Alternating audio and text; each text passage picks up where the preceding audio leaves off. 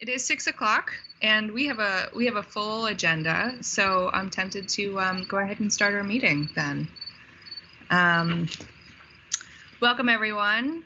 Sorry I can't be there in person with you all. I'm laid up with a bad leg and still can't drive. But nice to see you all either via webcast or there at Epsilon Spires. And this is a new meeting location, and we had to so we're testing out that space, and also this is one of our first Lisa, I'm just going to mute you. This is our following open meeting requirements and the loosening of those restrictions. We do have to have a physical meeting space, so we'll kind of see. I think that that's probably going to continue, that we have this hybrid option where people can attend virtually and then also have the physical space available. I should introduce myself. My name is Emily Davis. I'm the current chair for the year, term expiring at the end of December. I am the Senate President Pro Tem appointee, and I'm just continuing to just admit people in the room, so multitasking. I think that that's all for housekeeping. I do just want to highlight and note that this meeting, for folks who have tuned in the past and for our panelists, we're doing something a little bit different and just switching the order of the reports that were typically given and panel business. And we're just going to start with panel business and then go to the reports. So this is a brave new venture for the panel, I understand, but any feedback on how this works or how it feels is very welcome as the panel moves forward. And with that, I think I'll just go through and we'll do a round of brief introductions for the panelists. I'll go in and just take attendance and start with, I'll just call out the names and then if you could briefly introduce yourself. And I'll start with Josh. Josh, go ahead. Josh Unruh, I am the vice chair and citizen appointee by the governor. Thanks, Josh. Commissioner Tierney. Good evening. Forgive me. My name is June Tierney. I serve as the Commissioner of the Department of Public Service, and I work in the Scott administration. I sit in the governor's cabinet. Hi, June. Hi, June. Lissa Weinman. Hi, Peter.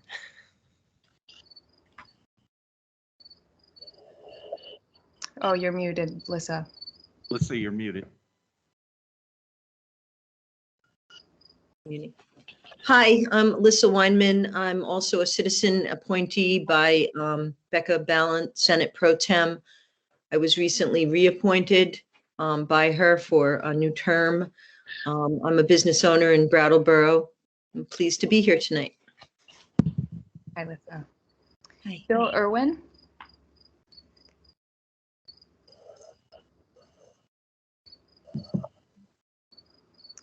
I don't see indications that he's on. Yeah, I don't see him in the attendee list, so okay. So no Bill this evening. Maybe he'll come in late.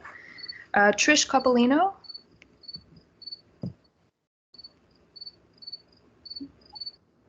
I also don't see Trish on the attendees list. Yeah, it's interesting because she did accept the meeting, so I assume that meant she would be here. Brett Long. Hi, I'm Brett Long. I'm the Deputy Commissioner of the Department of Economic Development for the state. Hi, Brett. Representative Laura Sibilia is not in right now, and I did get a message from her that she'll be joining the meeting about an hour late, so she might come in later. Senator Mark McDonald.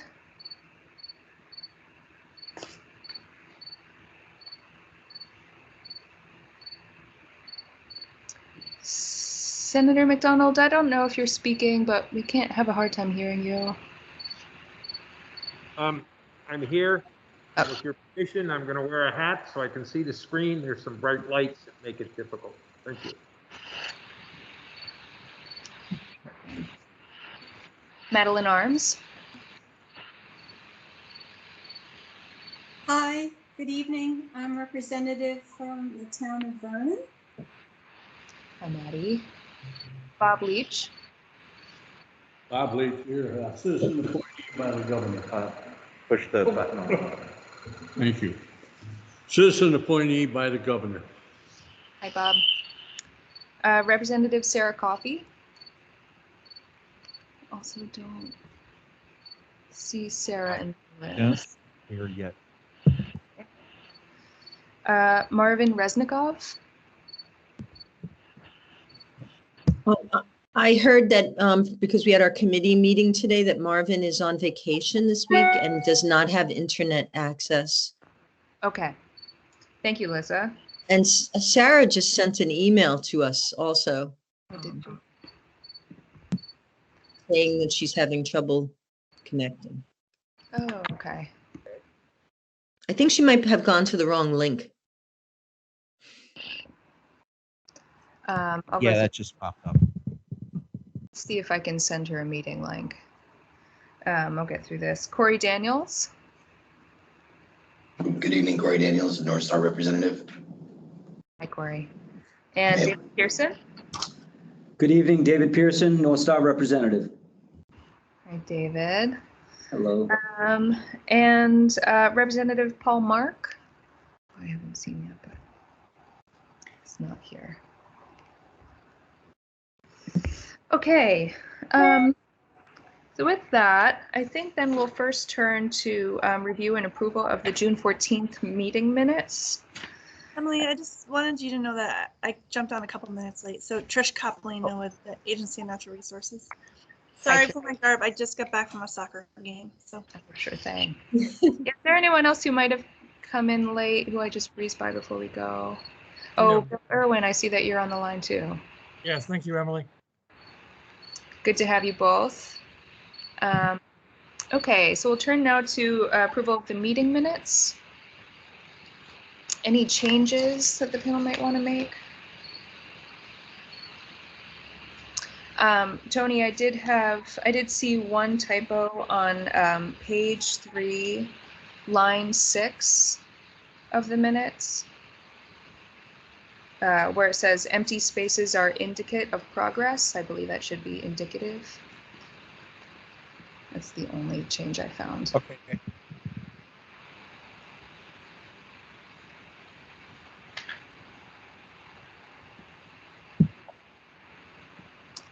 If there are no other changes, then we can approve the minutes. Who else has any additions?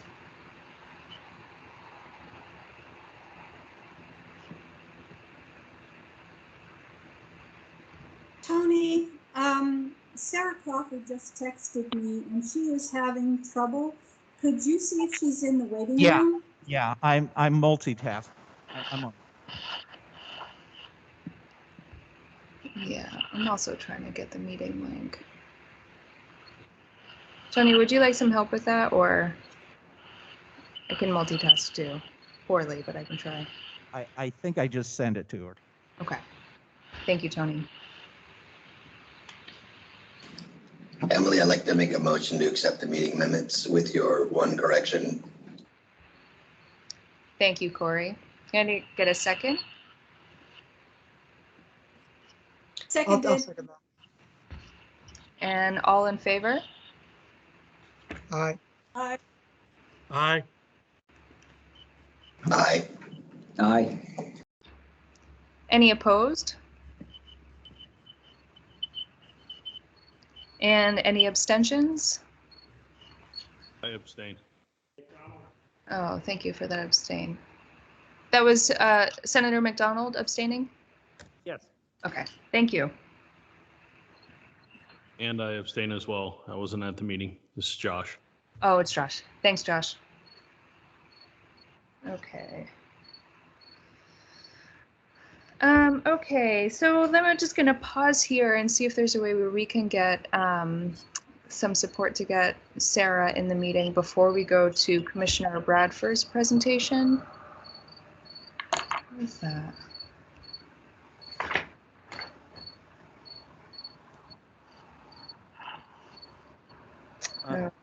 Yeah, does someone have like a phone number for Sarah? Because I don't think I have her number. If someone can just message it to me. Yes. I can send you that message, Tony.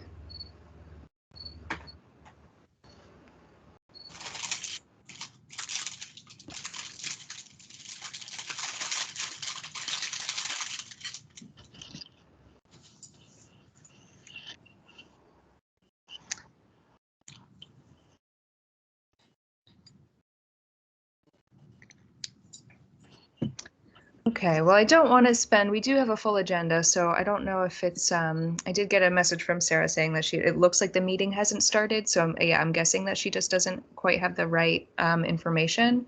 So I think that we can get her in eventually, but I don't want to hold everyone up for too long. So at this point, I think I can work with Tony and try to get Sarah in, but Commissioner Bradford, we don't want to hold you up. So thank you so much for being here and for having this presentation for us. And Commissioner Bradford is one of the Vermont commissioners to the Texas-Vermont Low-Level Radioactive Waste Compact Commission, and is here to speak a little bit about that and then field some questions.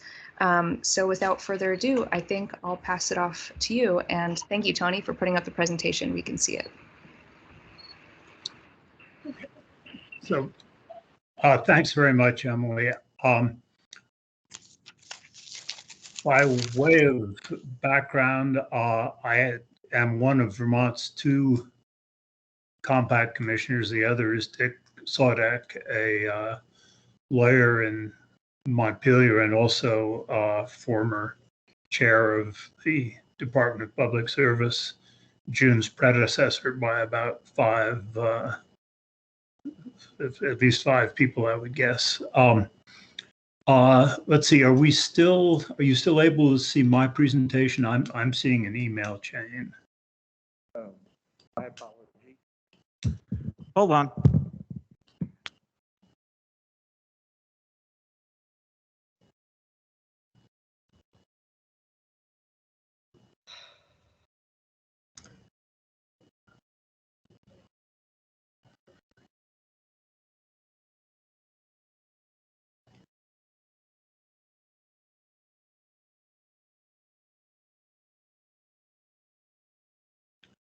I guess I can keep talking in any case. I'm going to give you some background as to what the Compact Commission is, how it came into being, what it does, what its current issues are, and a little bit on the situation both at the facility in terms of its capacity and capabilities, and also the facility's place in the overall waste situation in the nuclear industry. Okay, that looks good. Can we go to the next slide? Good. So this is an overview of the entire WCS facility. The compact facility, which is what I'll be talking about, as you can see, is in the lower right. The total facility is about 1,300 acres out of 15,000 acres that WCS owns. To orient you a bit geographically, that north-south straight line on the left-hand side is a road, but it also serves as the border between Texas and New Mexico. So when we say the facility is in West Texas, we mean all the way in West Texas. One thing not shown on this chart, but of some interest, even though the Compact Commission has no jurisdiction over it, is the proposed site for the storage of high-level waste, aka spent fuel. That would be directly to the north of what you're seeing here. So if you were to visualize another 600-acre chunk, i.e. half the size of the facility you're seeing, that ran directly north, that would be the area where the spent fuel facility is proposed for. And I'll say some more about that later. Next slide, please. This is a close-up of a piece of what we saw on the previous slide. It's the actual compact facility. It's hard in a single photograph to give a sense of just how big and how deep that facility is. It'll help a little if you understand that each of the dots on the rim there is in fact a very large truck. and the little ant-like dots that you see down at the bottom are also large trucks and other heavy equipment. This picture is a couple of years old, so that area now is, the bottom layer is pretty well covered in waste canisters, and they themselves have been covered with layers of dirt. So it is beginning to fill. There's the potential to build another facility of the same size to the south of this one. I think that the company's original expectations, and more about this too in a few minutes, was that this piece of the facility would be filled in the first 10 years. That has not happened. And we'll talk about why that's the case. Next slide, please. Okay, so shifting now from a bit of geography to a bit of history, why is there such a thing as the Texas-Vermont Low-Level Radioactive Waste Compact Commission? Well, in 1985, Congress enacted a law that made the states responsible for their low-level waste, not just from nuclear power plants, but other nuclear facilities, including nuclear medicine and industrial facilities, and encouraged the formation of compacts, because it was pretty clear that there were going to be a number of states that didn't want to build waste facilities. In 1993, so we're still talking a long time ago, Maine and Vermont and Texas got together and formed the Compact Commission. But then in the late 90s, the only nuclear plant in Maine, the Maine Yankee facility, was closed. And so Maine dropped out of the Compact Commission. Maine Yankee was decommissioned by 2005 or 6, and the wastes went elsewhere because there simply was no compact facility at that time to house them.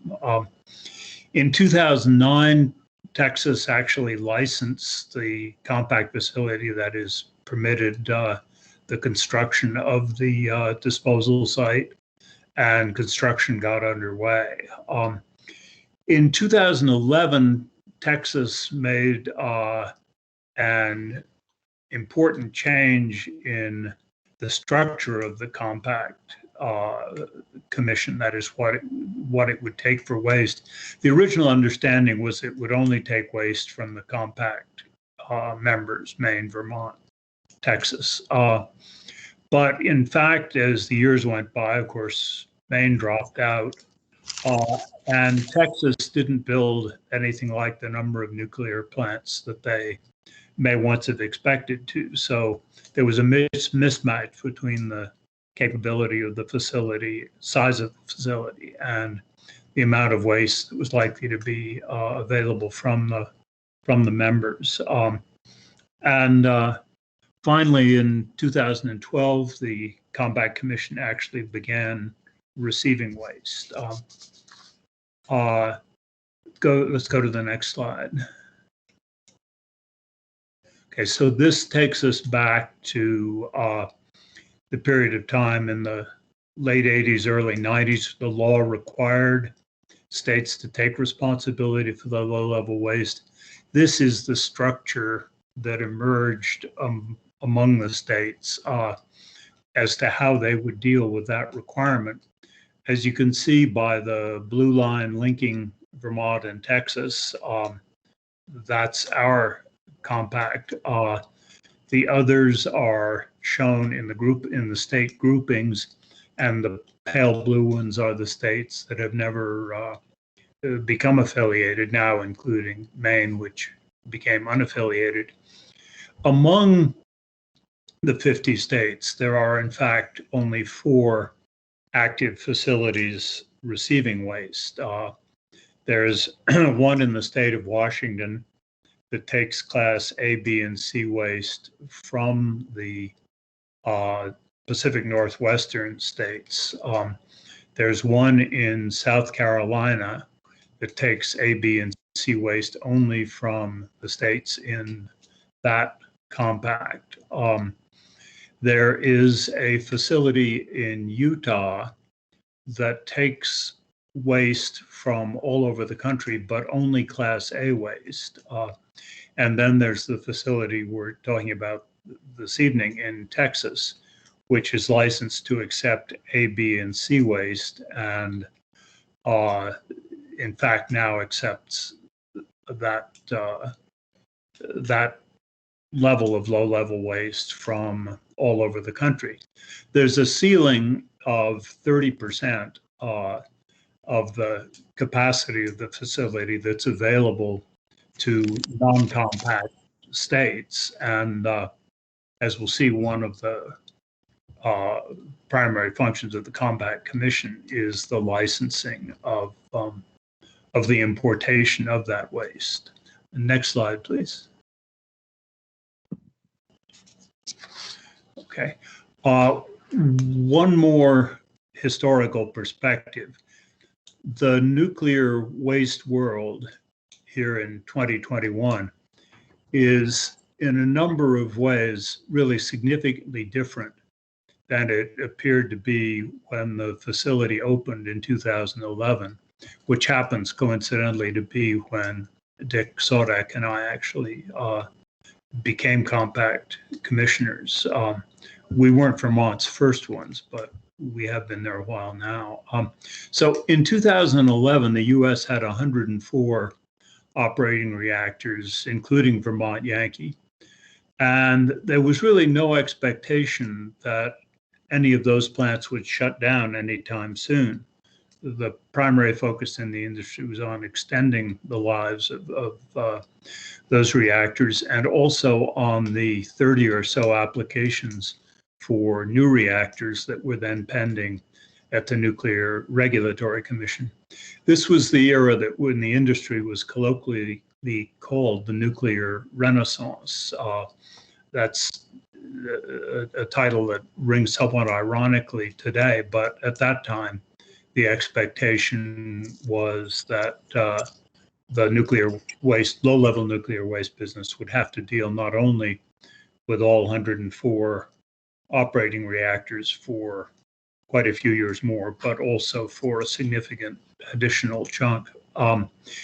As to the high-level waste, the spent fuel, which is not allowed to be shipped to the compact facility, and which still sits on the sites of almost all of the reactors, both the operating reactors and the decommissioned reactors.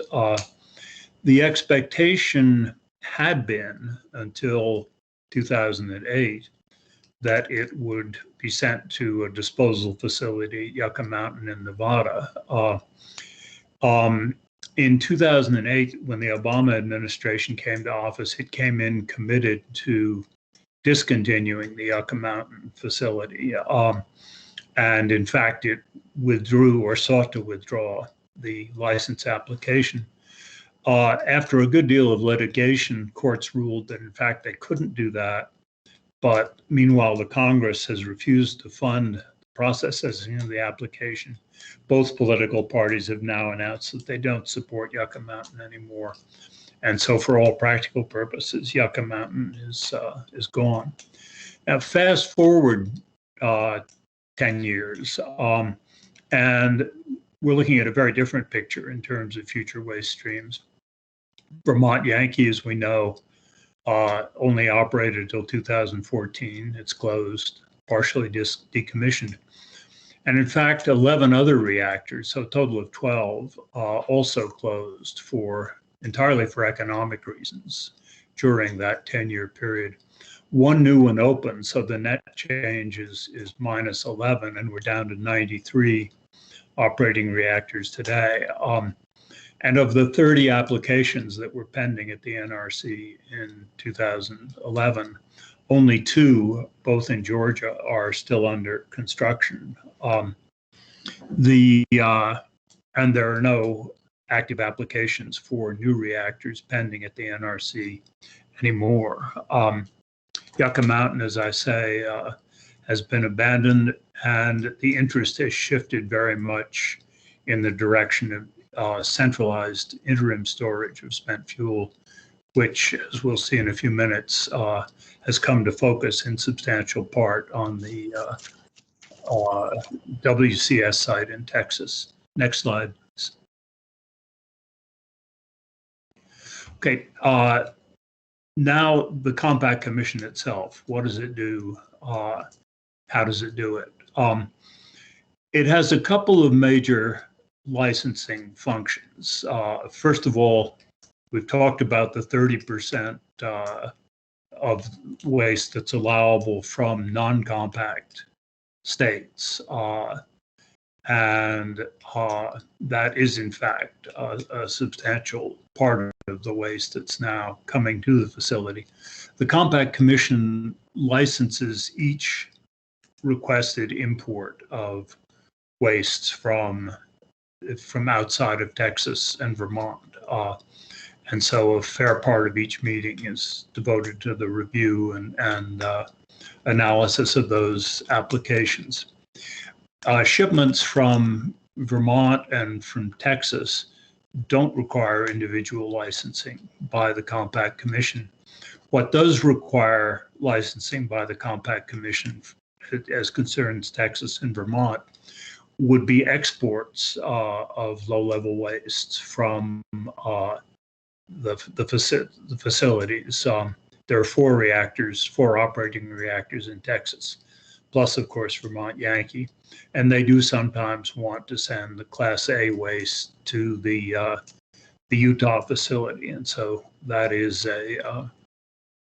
those applications are part of what the Compact Commission reviews. The Vermont commissioners, I think I can speak for Dick in this as well, feel we have a primary responsibility above and beyond complying with the laws and the regulations to assure that the capacity for low-level waste originating in Vermont is available when it's needed. That task, of course, has a very different scope today than it looked as though it might have in 2011. Next slide. Actually, I'll tell you what, Tony, if you can manage this, if you can skip the next slide, go to the following one, and then we'll come back to this one. Okay, good. So just a few words about the jurisdiction that the Compact Commission does not have, because I think there's some confusion around this. The Compact Commission doesn't have any primary jurisdiction over health and safety or environmental impacts or the rates that are charged by the compact facility. As the host state, Texas reserved those responsibilities for the Texas Commission on Environmental Quality. And if you think about it, that's a fairly understandable position, I think, for Texas to have taken.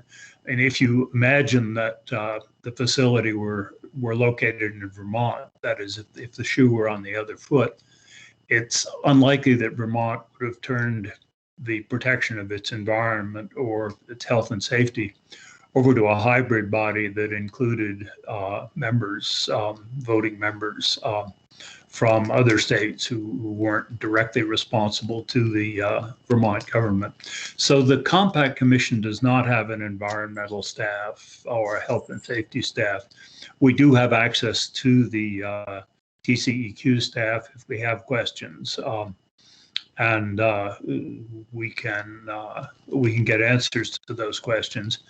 We have, I think, a legitimate concern that nothing that happens at the facility take any direction that could threaten the availability of the facility for Vermont wastes.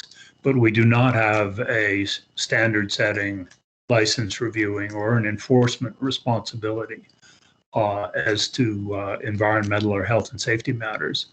And then finally, the federal government, of course, has jurisdiction over the transportation of nuclear waste between any state and Texas, but also especially between Vermont and Texas.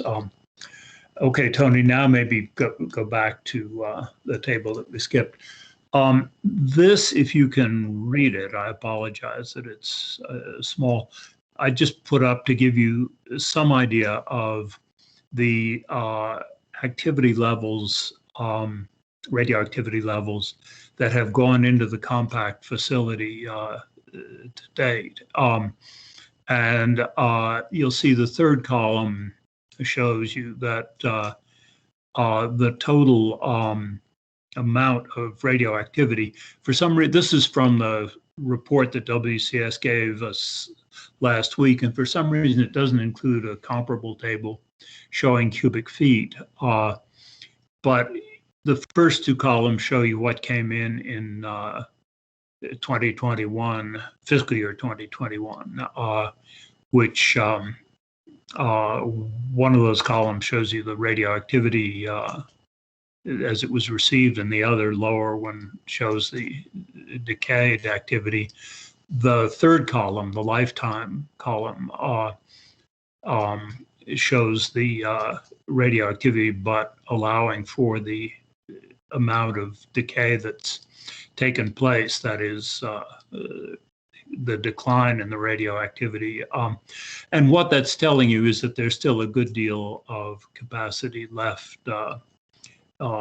in the facility, and more so if the facility were to be expanded. Basically, what that's telling you is that the capacity of the facility is not likely to be a problem for handling the remainder of the waste that's expected to come from the Vermont Yankee site. Okay, Tony, now if we can skip 2 ahead. Great. So a little more about how the Compact Commission functions.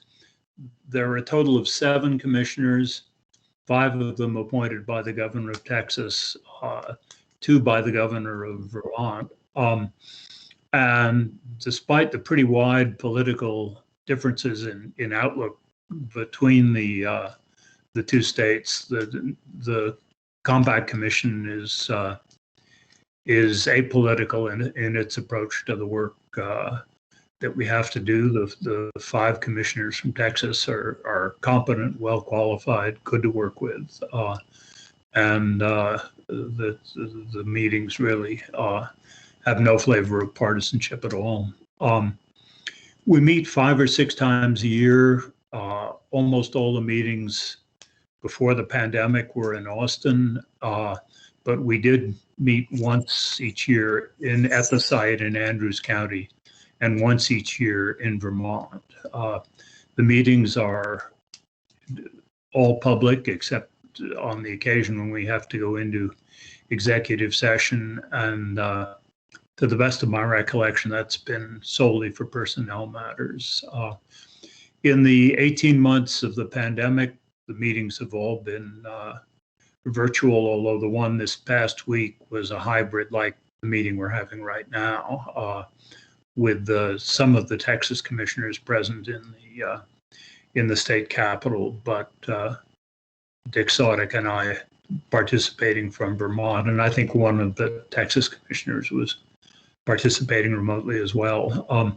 The commission has a staff of 2 full-time people and gets legal assistance from the Texas Attorney General's office, and has part-time accounting services.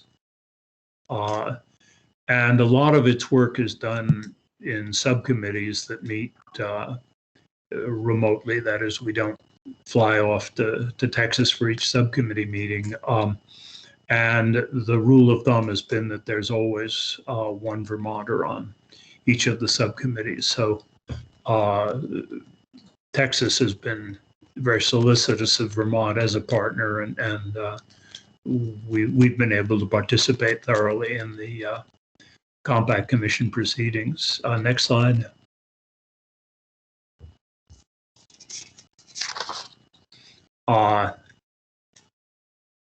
So just a word more about the the licensing criteria.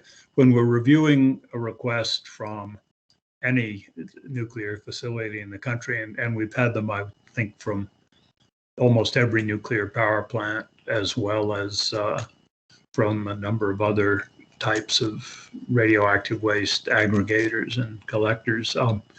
The review is based, for the most part, on the volume and the radioactivity of the application, and we have to weigh that against the limits on curie and volume, and Texas has opposed both annual limits as well as life of the facility limits.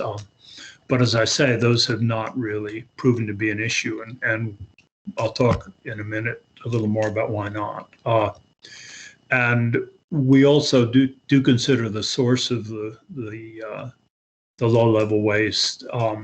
We are required to be sure that any state or any shipper that needs the approval of their compact in order to ship waste out has got that approval. And we also look at the track record of the applicants to be sure that we're not dealing with anyone who's got a really bad record as far as complying with the laws as to transportation or monitoring the content of their shipments.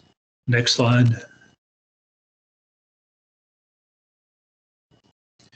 The one item that I gather you've all have had some interest in is the contingency plan that the Commission has worked on over the last year. And we felt that even though we have no reason to think that the facility isn't going to stay open and in operation for far longer than the amount of time that Vermont Yankee will need it to be open to get waste to it.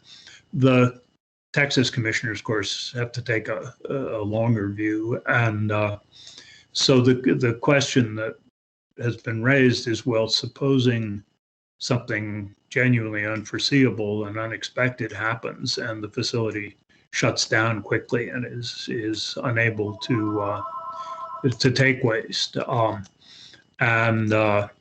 So the contingency plan provides that in those circumstances, of course, we would not be granting import permits, and we would be reviewing requests to export by Vermont Yankee and the Texas generators on an expedited or emergency basis with very short turnaround if such requests arose. It's a little hard to see, even if the facility were shut down, how that would produce a quick emergency either at Vermont Yankee or at the Texas facilities, unless something, whatever happened was so serious that it also affected conditions at those facilities, because all power plants have a considerable ability to store low-level waste on site. And there are quite a number of them that have been storing low-level waste for much longer than was projected a few years ago. So the likelihood of an emergency situation triggering a contingency plan is really very low. But on the other hand, as someone who was on the Nuclear Regulatory Commission at the time of the 3 Mile Island accident, or as someone who watched in astonishment a couple of years ago when a waste facility in the adjoining state of New Mexico was closed because someone packed some of the waste in a container containing not the drying material that it should have, but a flammable form of kitty litter, and managed to start a fire that closed the WIP facility for the better part of a year. A facility that until then had been regarded as a showcase of how nuclear waste could be safely stored well underground. We just know better than to proceed without a contingency plan. The final contingency issue that's been a concern has been financial solvency. WCS on a couple of occasions has indicated that they have been facing considerable financial difficulty, although there doesn't seem to be a crisis at the moment.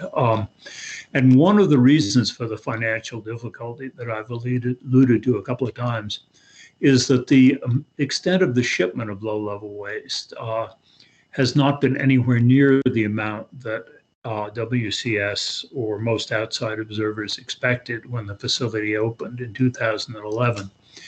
And a substantial part of the reason for that has been the financial difficulty that the nuclear industry's been in. The same concerns that have resulted in the closing of a number of nuclear plants have also meant that all reactors have been looking pretty hard for ways to save money. And one of the ways they save money is by keeping the waste stored on their own reactor sites as long as they can and not paying the cost of storing it or sending it to the WCS facility. And the result of that has been a shortfall from the revenue projections that WCS had expected. And on top of that, the waste industry has continued to develop more sophisticated ways of downblending B and C waste into what is accepted as Class A, and therefore can also go to the Utah facility. So the amount of B and C waste, which only the Texas facility can handle, has turned out to be less than projections would have indicated. Next slide. So lastly, I'll just say a few words about the proposed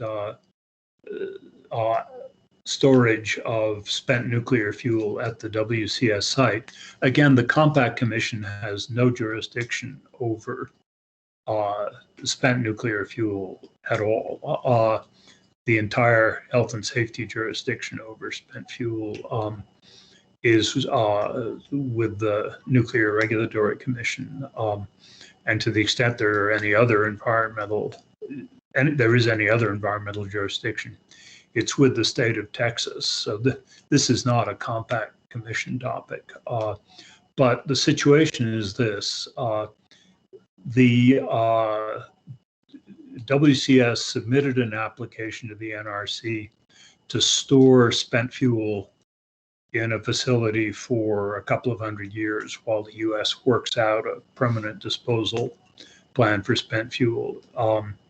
In 2016, they withdrew it. They resubmitted in 2018. The applicant structure has expanded now into a group of companies, 3 companies, who are pursuing the license.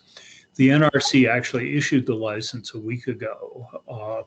So as far as the NRC is concerned, the facility can now be built and operated. However, the state of Texas enacted a law that specifically prohibits storing spent fuel in Texas. So there's a potentially quite a playing field for lawyers coming up as Texas and the federal government try to sort out just who has the ultimate say over whether or not this facility can be built.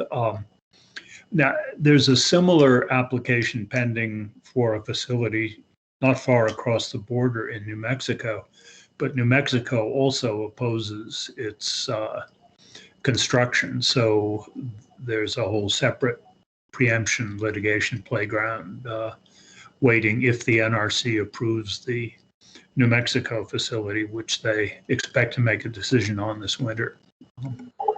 And the last slide, it just to reiterate the conclusions that I think I've already alluded to. There is plenty of space at the facility, curies and cubic feet, for the Vermont Yankee waste. And as we've already seen once, WCS's ownership can certainly change hands. It seems to me considerably more likely than not that the compact facility is going to remain in operation for plenty long enough to receive the remaining Vermont Yankee waste. Thanks very much. Thank you so much, Peter. I see folks in the chat who have your hands raised. At this point, I see you at this point. We're going to shift, though, to panel Q&A for Commissioner Bradford. And I do just want to be mindful of the time and say that we're already just a little bit over time. So can keep comments and questions, please ask, but we'll try to keep them fairly brief as we move through the agenda. So any panel questions or answers for Commissioner Bradford? Yes. I was trying to understand what down blending was. Could we have definitions, just mixing other stuff in with the waste so that it doesn't meet the threshold of being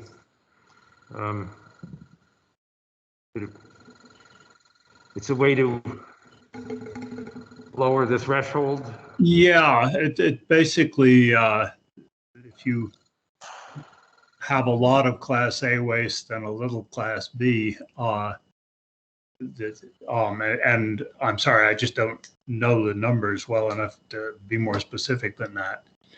You can, under some circumstances, create a mixture that would be considered all Class A, which is cheaper to dispose of, and also can go to the Utah facility as well as the Texas facility. Okay.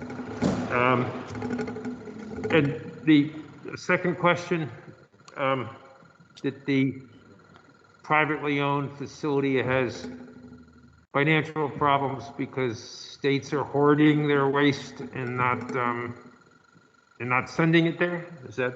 Yeah, well, not states, but the nuclear licensees. So conceive either, well, just think of it as the companies or the, in some cases, the public power entities that own and operate nuclear power plants. That wouldn't be likely to be a state, but it would be a company like Exelon Generation or. So the clients that would ordinarily send it are hoarding the waste so as not to have to pay for its disposal? Yeah, I mean, hoarding may be a bit of a loaded word, or at least it's the opposite of what I normally think of as hoarding.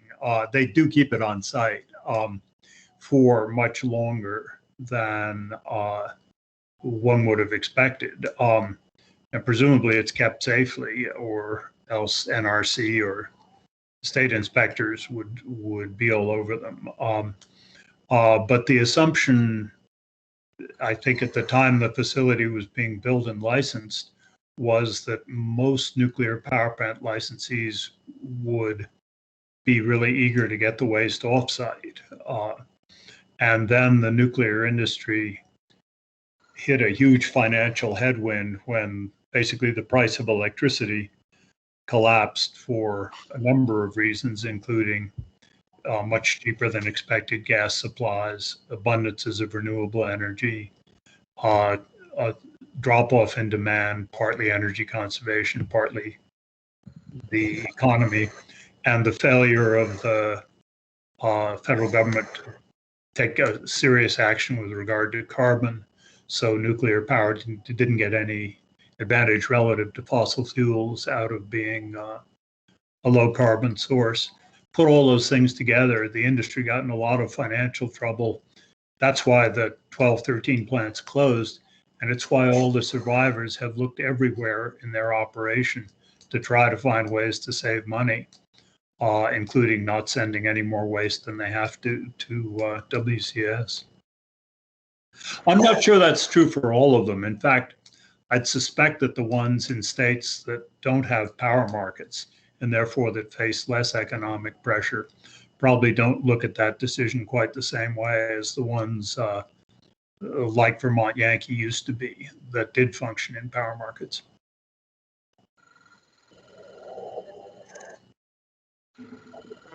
Thank you. In the years I've served on here, I've seldom seen a projection, estimate, or plan of action that has taken place in the time that it was, I don't want to use the word promised, but it was represented. So there's no surprise that once again, there's no surprise that what has been forecast has not happened. Thank you. We will go to turn to Sarah and then Lissa. Great, thank you, Emily, and thank you, Mr. Bradford. This is really, really very helpful to me. I have to put you on the spot. I mean, I have a question for you. You know, looking at the images of that site, it's, you know, it's gigantic and it's surrounded, surrounded by thick walls and in a deep, space. And it looked, our site in Vernon does not look like that. And, but the waste is being stored there. So it makes me think, ask this very naive, simple question is, for how long is the waste safe in Vernon, or what, do you have an opinion on that? And by waste, you mean the spent fuel? The spent fuel, yeah.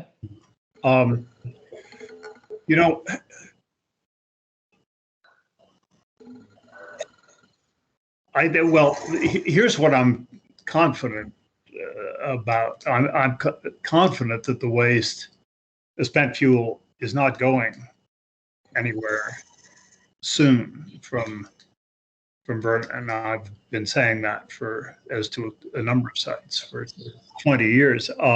It's producing an interesting property tax issue, I think, because what you now have are these facilities being potentially set up in Texas and New Mexico. You have the Nuclear Regulatory Commission doing a cost-benefit analysis as part of its NEPA responsibility that puts a multi-billion-dollar value on the interim storage of spent fuel. And meanwhile, you have individual sites like Maine Yankee and Vermont Yankee that are in fact storing spent fuel and aren't treating that activity as though it were all that valuable at all, because during the life of the plants, it was just something that went on there in the normal course of doing business. But it's this, I'm not directly answering your question. I'm just answering something that's kind of intrigued me about the discrepancy between what's happening at the individual sites and what's potentially happening at the consolidated sites, where this activity that Vernon is performing and Wiscasset, Maine is performing is hugely valuable, but the communities are seeing the revenue, their revenue stream being treated as though there wasn't much value in this at all. Now, as to your question, is it safe? My feeling is it would be safer. It's safer in dry casks than it was in the pools. B, it would be safer in a centralized facility. Nothing's happened anywhere in the country so far that gives one cause to believe that it's not acceptably safe at the individual power plant sites. I mean, we've got what now, 15 or so, where there's nothing except the spent fuel left. They're all, it's very like the Vermont Yankee situation will be canisters with just the spent fuel and the greater than Class C wastes that have to be guarded and kept under surveillance. I'd rather it weren't there, but I live about 30 miles, 40 miles from Vernon myself, and I can't say I've lost sleep over it. Thank you. I appreciate that. And, I think we just have to always ask this question, because as this panel, so I appreciate your expertise. And we, there are many folks here who live in Vernon, and I live pretty close myself, and so we just have to. I feel like that's part of our role. And while there's a political reality, and certainly, you know, the town, you know, through towns that are host communities are being compensated. I think, you know, it was just striking seeing that image of the facility in Texas, and that's quite in sharp contrast to what we have in here. So that it just begs the question for me. So I appreciate your response, and it's very complex. I think it is safe to say, I think that that's the most advanced low-level nuclear waste storage facility, certainly in the U.S., and one of the most advanced in the world. Lisa, I know I'm going to ask for your patience here. I know that you said you were next, but we do, Tony and I had tried to do backflips to get Kevin Camps available and in to give a comment before 7 p.m. And it's because there are just a few minutes left. Is it okay if we go to Kevin really quickly and then turn to you, Lisa? Is that all right? Okay. Thank you. So Tony, is Kevin available by phone? Kevin, are you still there?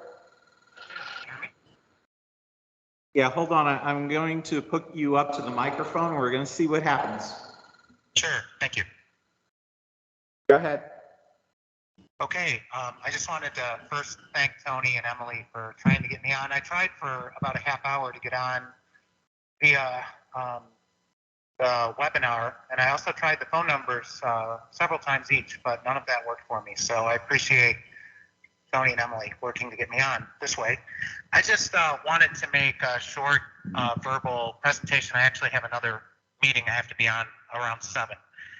And my comment is simply that a number of us, Beyond Nuclear Sierra Club, and a grassroots environmental coalition that really spans coast to coast, including a group from New York State, Citizens Environmental Coalition, are fully engaged in a legal appeal against the Texas dump that the Nuclear Regulatory Commission just approved a construction and operation license for. We are similarly engaged in legal opposition to the Holtec Consolidated Interim Storage Facility targeting southeastern New Mexico. So that federal court appeal in both cases will continue. In fact, the Texas court appeal, we're facing our first filing deadlines at the end of this month. So that is really about to begin.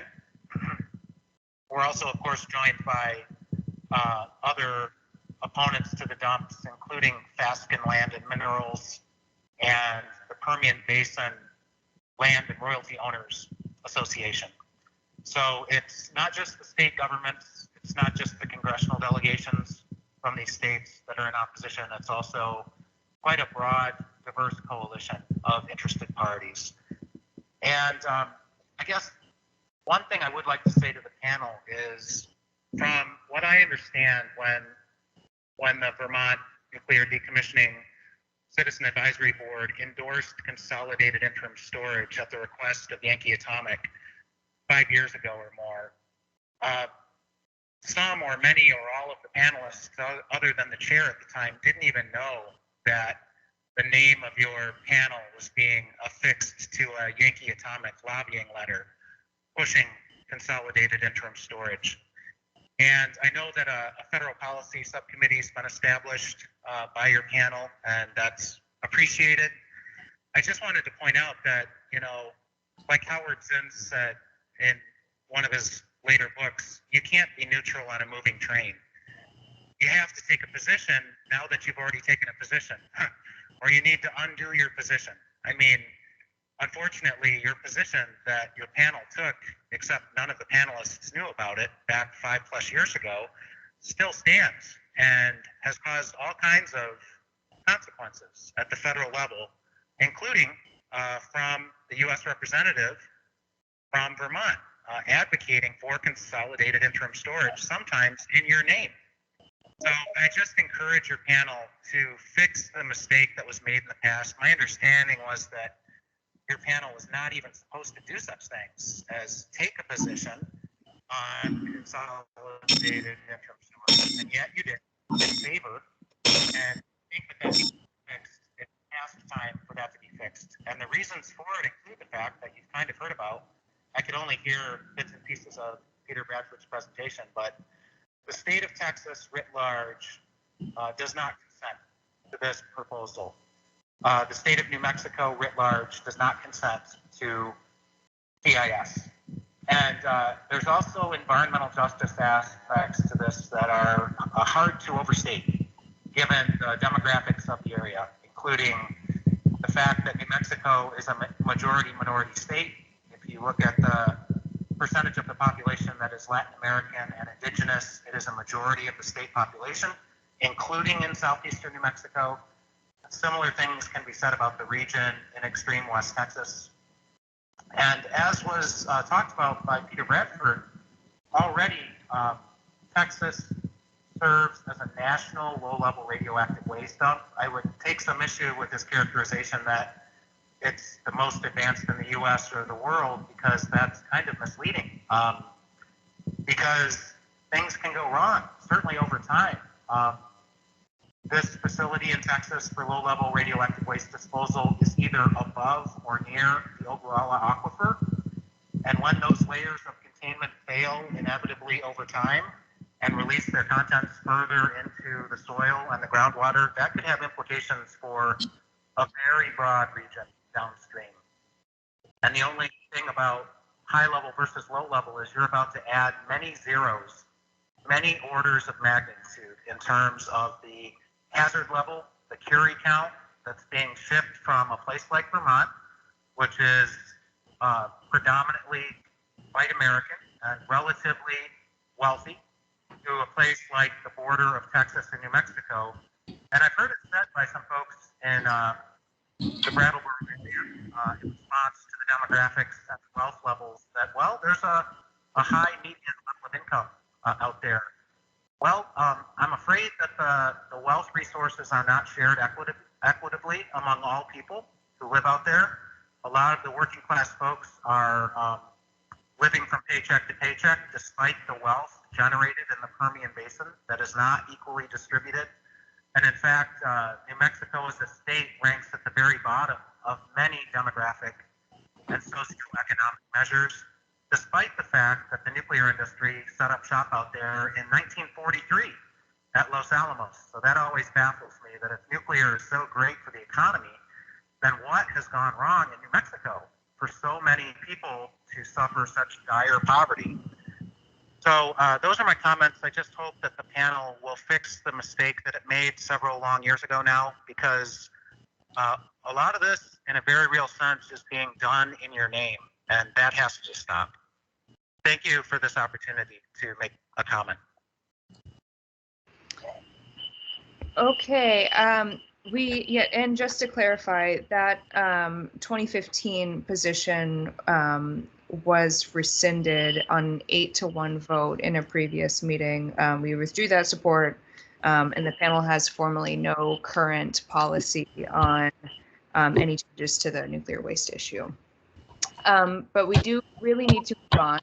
So I'll turn to Lissa, and then Chris Williams and Deborah Stolaroff for public comment are next. Well, thank you so much, Commissioner Bradford. We have been looking at the federal nuclear policy over the past year, which I'll report on next.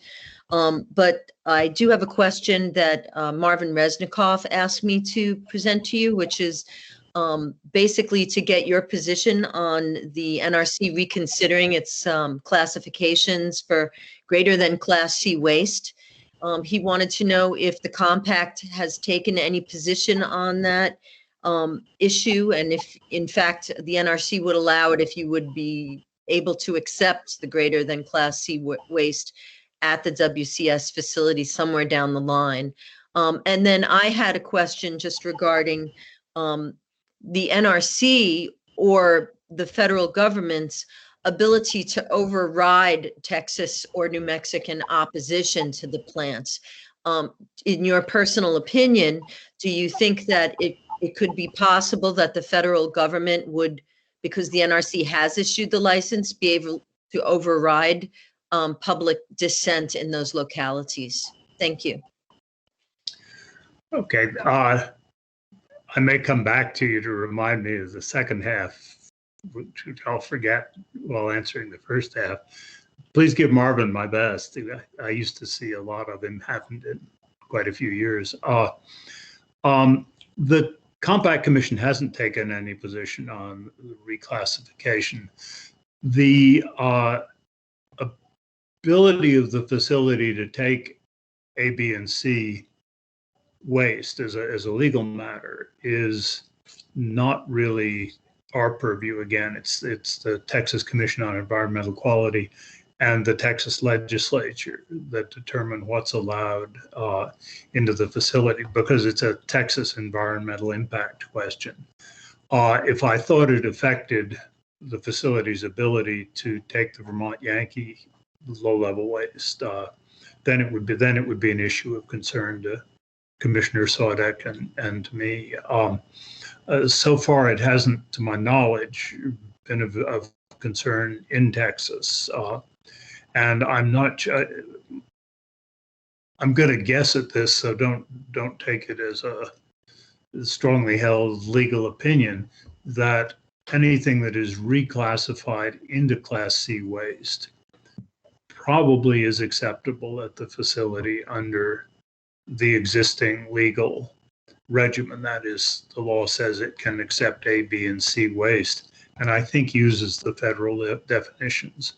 So if you redefine something as being Class C, I think the facility can then take it. But as I say, that's me guessing. It's not something the Texas Attorney General's office has opined on that I know of.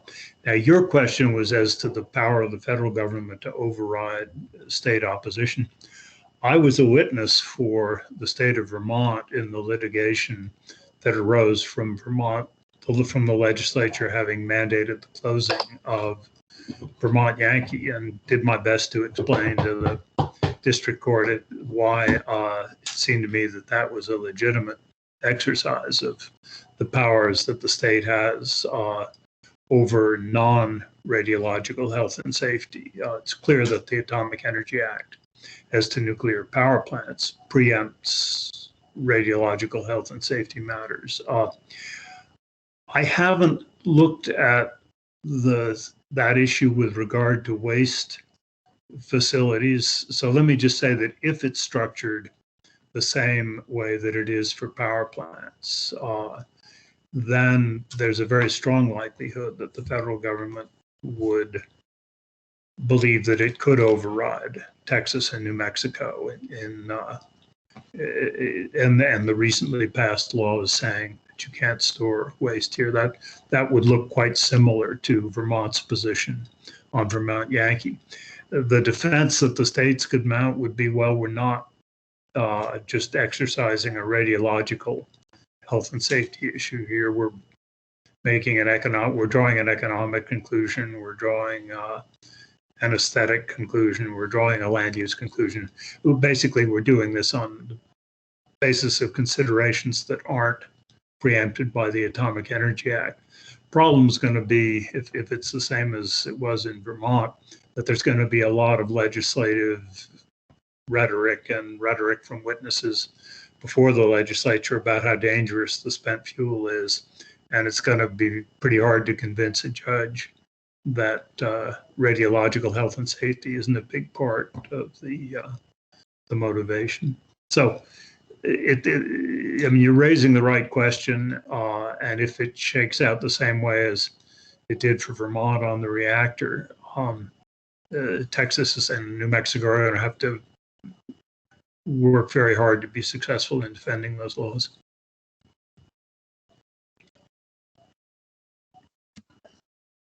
Now, as Kevin said, there are other people opposing these facilities who aren't tangled up in the preemption issue, but the preemption issue does affect the states, and they're the ones who are potentially the most powerful interveners because of their financial heft. Thank you. Although the oil and gas industry isn't bad either. Okay, unless there are other panel questions, I think we can turn to public. So we'll start with Chris Williams. I want to thank Mr. Bradford for his presentation. And the questions I had, which I put in the chat, were about greater than Class C low-level waste. And Lissa asked the questions and we got answers. So I'm good. Thanks. Thank you. And so we'll go to Deborah Stolaroff. Thank you. And thanks, Mr. Bradford, for your presentation. It was very helpful.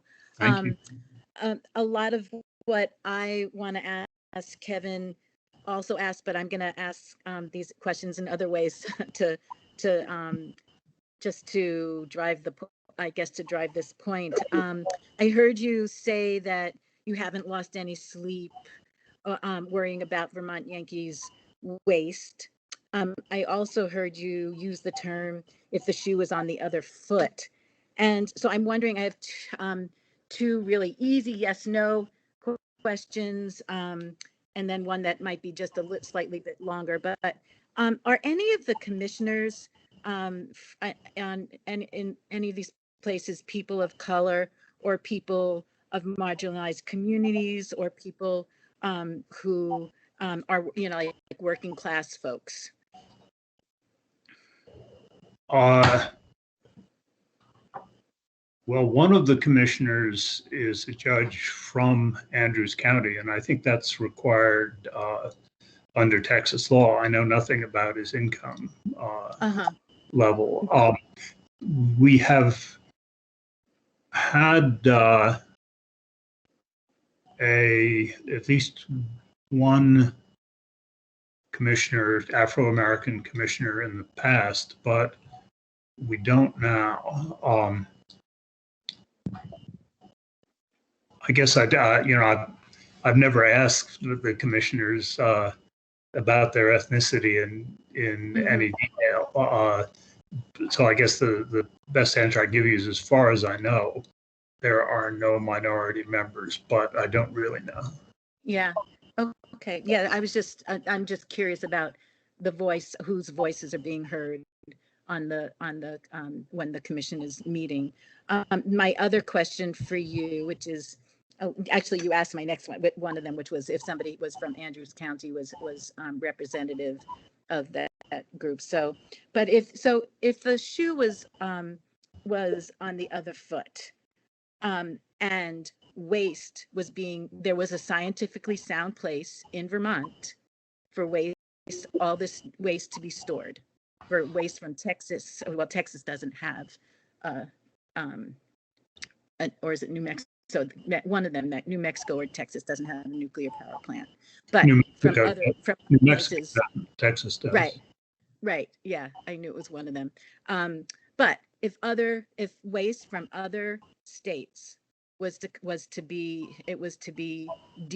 said that waste should come here to Vermont because we had a scientifically sound place to put it.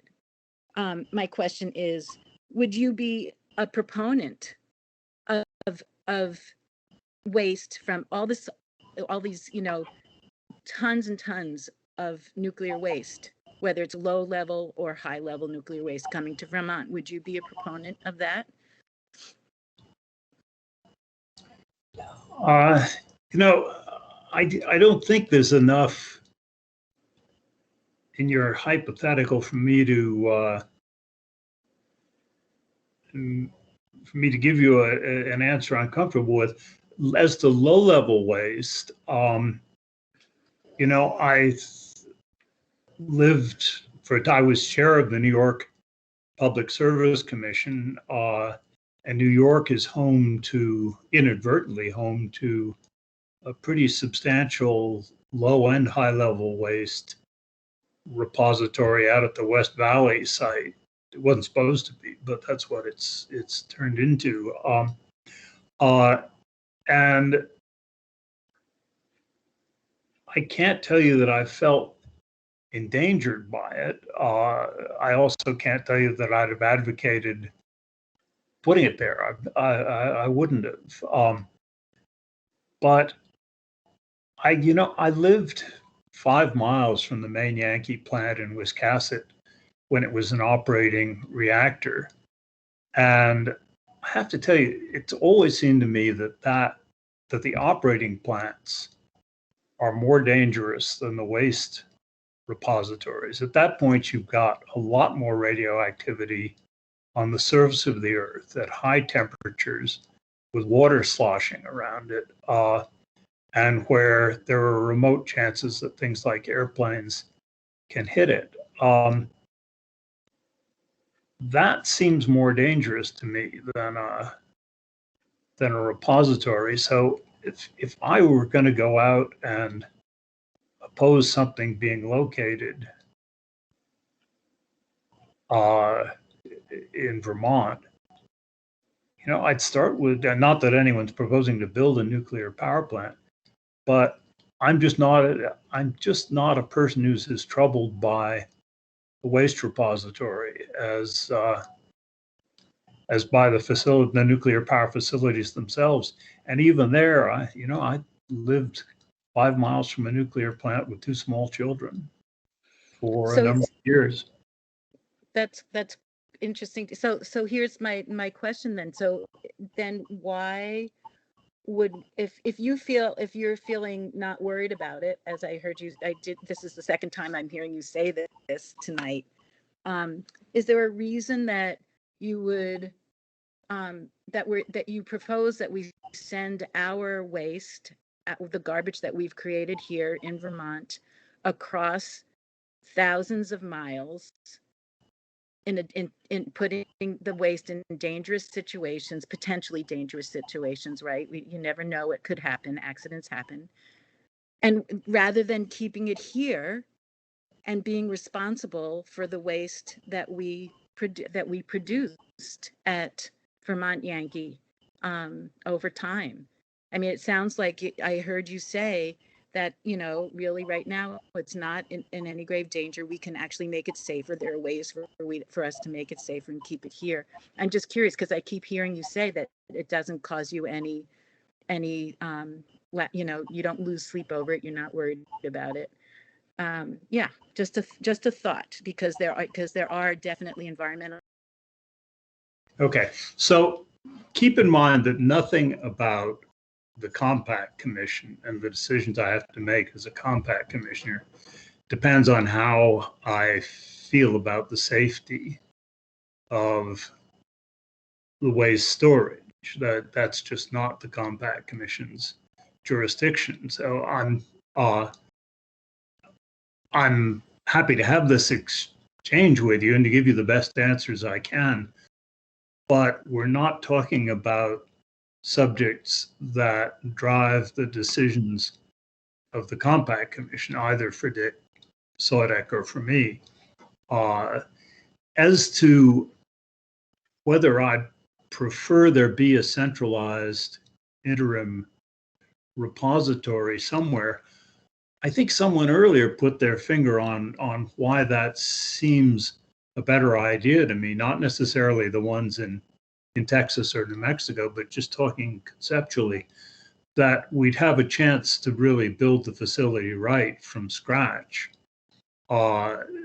and put the spent fuel in a couple of well-hardened, well-protected sites instead of leaving it in the places it is now around the landscape. I mean, people at Vernon and in Wiscasset and Yankee Row and Pilgrim, they were never told when the plants were built and licensed that they would be waste repository sites for decades after the plants closed. There's a bit of a bargain being broken here, and an activity being carried on that the sites were not chosen for. And it's possible to put the waste in better sites while we figure out what we're really going to do. I mean, the real lapse in responsibility is not having figured out how we're going to dispose of it before now. But if that now seems to be a multi-decade problem again, and I'm just more comfortable with the idea of doing it well in facilities built for that exact purpose than continuing to do it in a multitude of facilities that were never chosen for that purpose. Mhm. Thanks. Okay. I could ask you lots more questions. I won't, but I do think we could probably find the hardened site here in Vermont. But thank you so much. I appreciate your the dialogue. Thank you. Okay, panel, we definitely need to move on at this point. We're beyond schedule more than I'm comfortable with. So I'd like to turn us towards the committee report. Lissa, you and the committee had prepared a really lengthy and wonderful report. Thank you for putting the time into doing that. It is posted on the meeting materials section of the website. Lissa, I would I not just encourage but strongly endorse brevity with this and moving forward. So maybe a highlight reel, or if folks already had an opportunity to review the materials, if maybe we might lead in with some questions. Does that sound okay to you, Lissa? Yeah, that sounds fine. I would just say that, we put basically everything that we've been looking at and then some into that report. And I would encourage people to take the time to look at it. And I'm happy to answer any questions about the work of the committee. Our hope was that we would come to the full panel before the end of the year with some suggestions for an advisory opinion. And I still feel that there's a possibility that we might be able to find some points of agreement among our committee members to do so. But the truth is that we've, been dealing with not a lot of time each month, and very difficult to find the time to do all the reading, to have all the conversations. It's a difficult issue, as we all know. So that is our hope, that we can at least come to some points that we all agree on, that the panel should move forward on before the end of the year. And the report sort of brings up all those issues. So I just wanted to say, if anybody else on the committee right now that's here would like to interject some thoughts about how it's been going, or, please, now is the time to share that with the rest of the panel. Otherwise, I'm happy to take any questions, and I'm sure others on the committee are as well. And thank you very much to Tony Lashinsky, who's been really very helpful in facilitating the ongoing work of the panel, of the committee, rather. So if there are questions, I'm happy to answer regarding that document or our orientation. And I'm sure if there's others from the committee on the phone right now that have questions, they can also pop in and say what they would feel they want to. Yeah, maybe we'll start with panel questions first, and then if there are no panel questions, we can move right into public questions and comment. That's fine.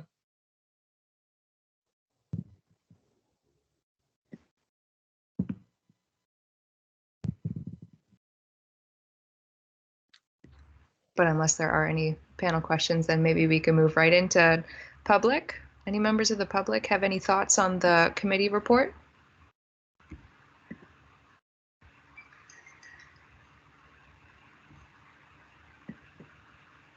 Lisa, I think you did such a good job having everything in the report that, and Darling, did I just see you? Yeah, thanks. I just want to say there were a few of us at the meeting today, and we did talk about it. So that's good. Thank you.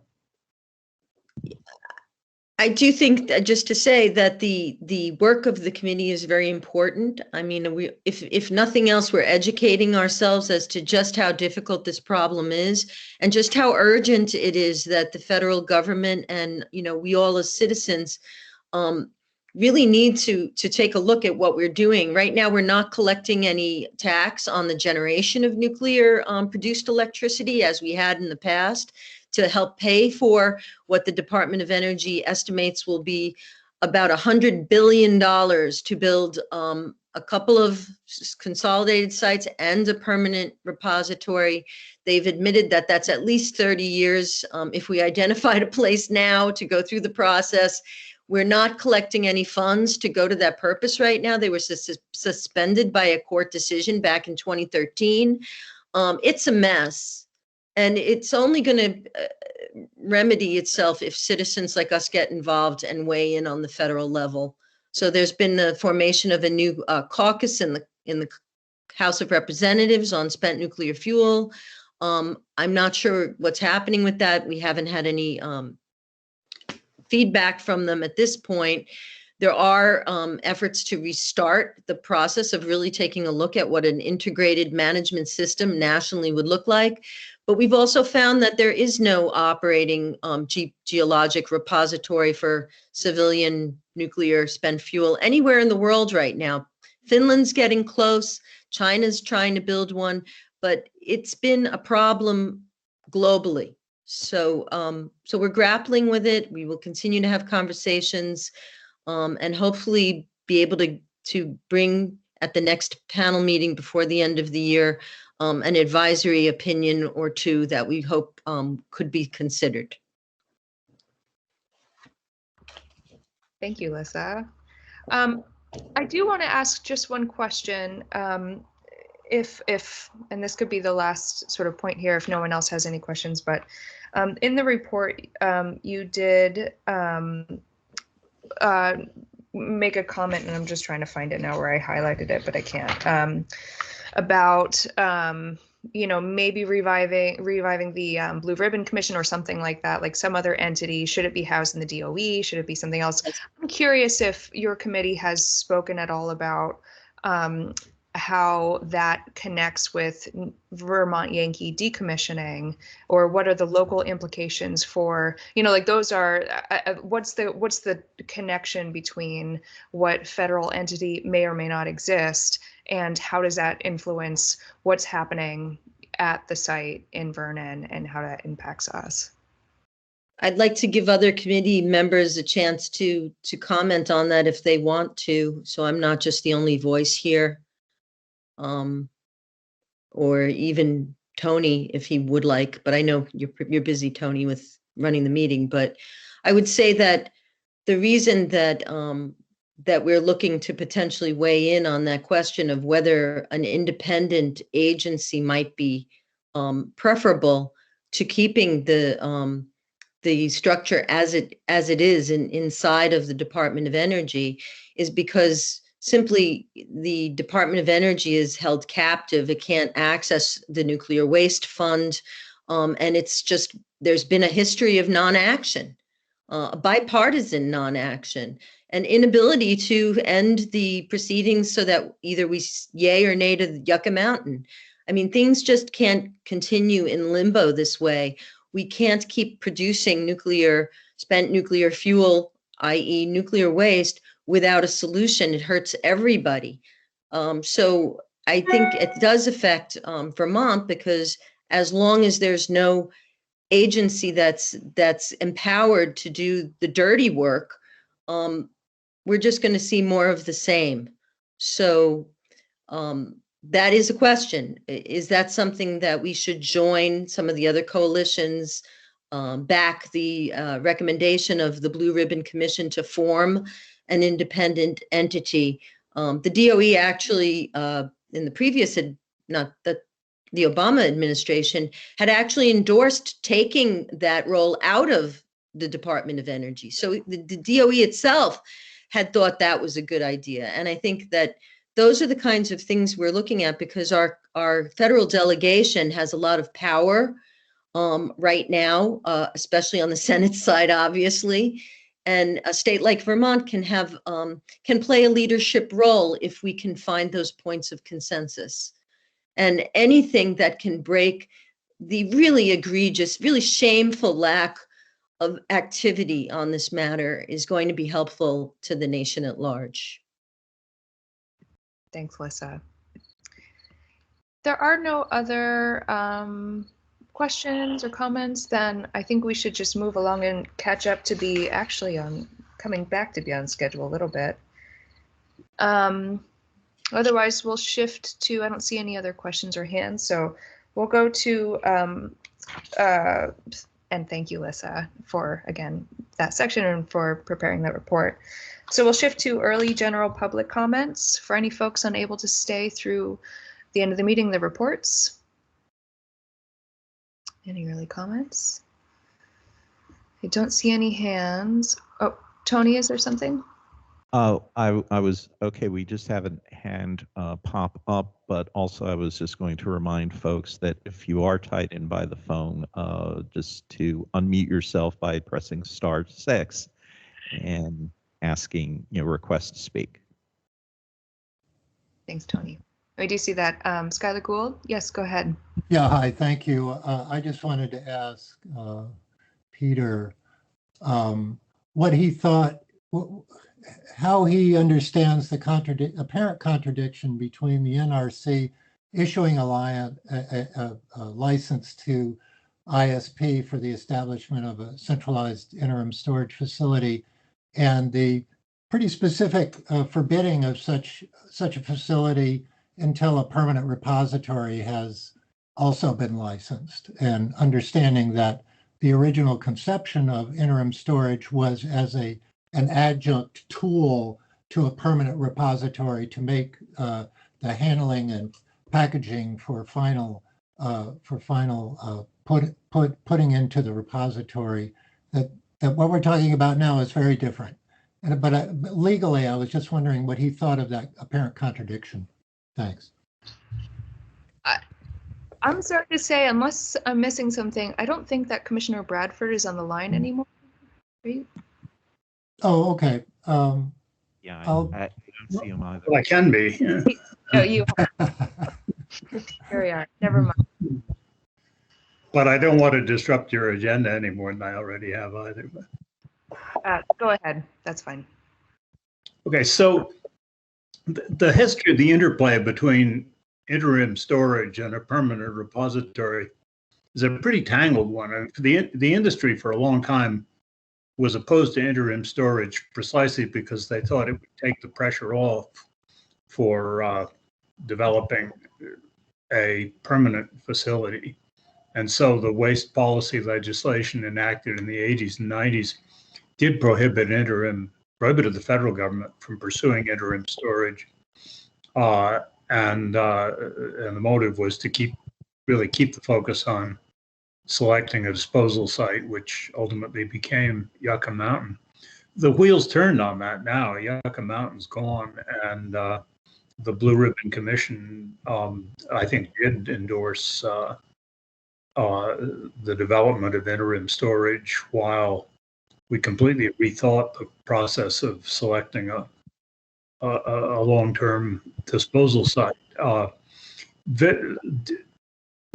Several states have laws saying you can't build new nuclear power plants until there's a permanent waste repository. I don't think the development of an interim repository would not satisfy the laws that I'm familiar with, but I haven't read all of them.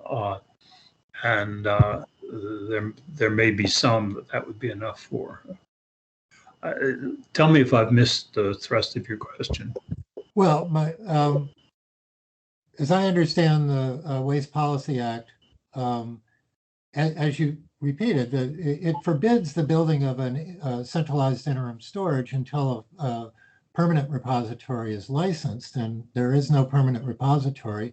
And regardless of what the original intentions of the industry and the NRC were when they developed the National Waste Policy Act, is it not illegal, or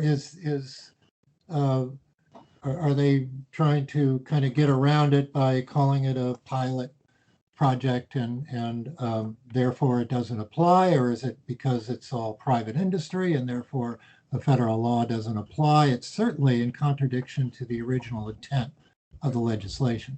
Again, it's not compact commission jurisdiction, so I haven't had occasion to follow the legalities in detail.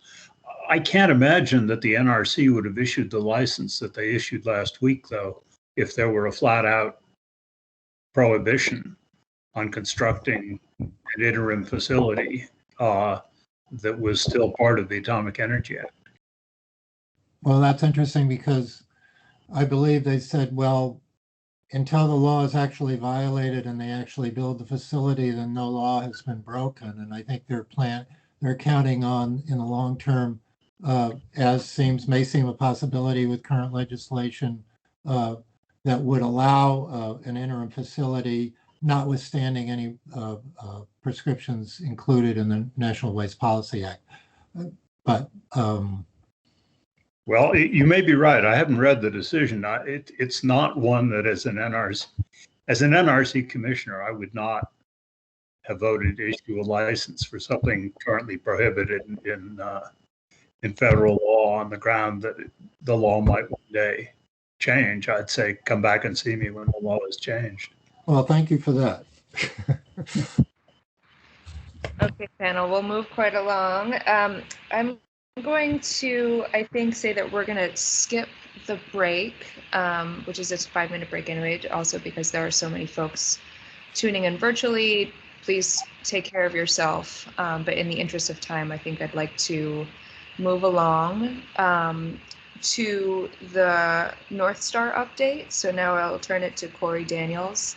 Thank you for being patient while we got through some panel discussion and business. Corey and Tony, are you ready with the presentation? Yeah, bear with me for a moment, but Corey, I think you can at least start talking and I'll catch up. Thanks, Corey. Presentation. All right, good evening. I don't have a lot to say without the presentation, but appreciate the discussion so far.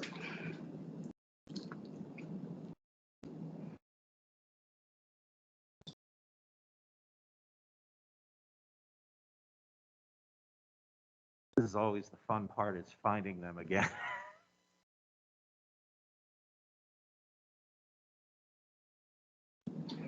Nice.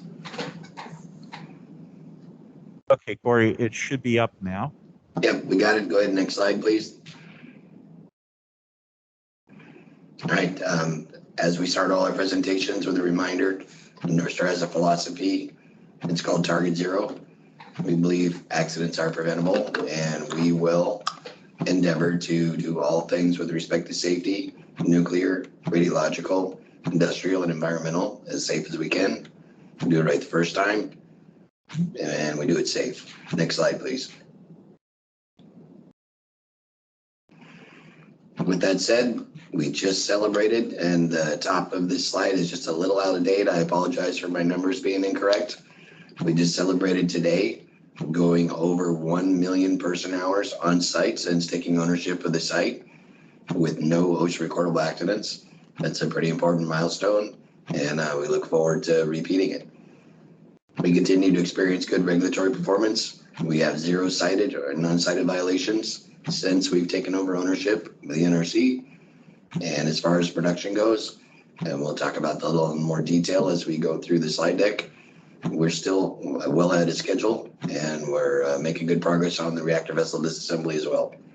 Next slide, please.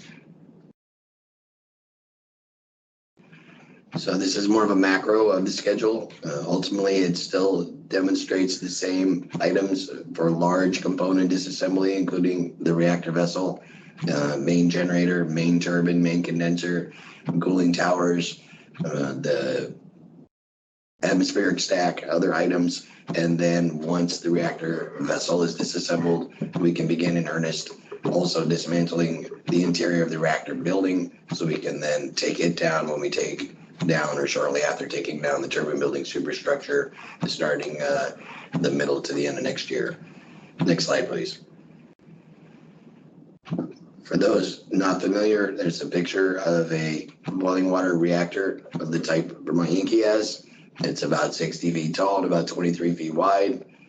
A reminder, the arrows along the bottom demonstrate in general the sequence for disassembly of a reactor vessel of this type.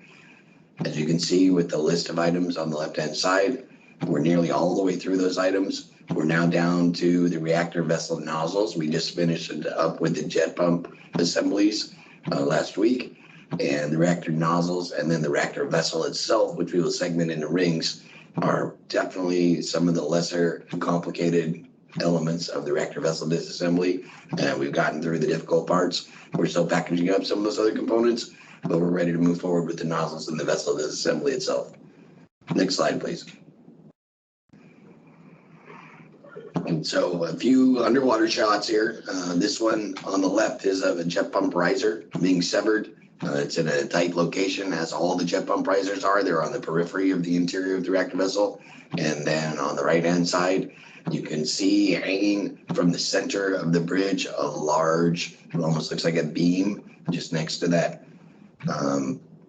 flotation ball in the center of the picture. And that's being transferred to the spent fuel pool for further segmentation. Next slide.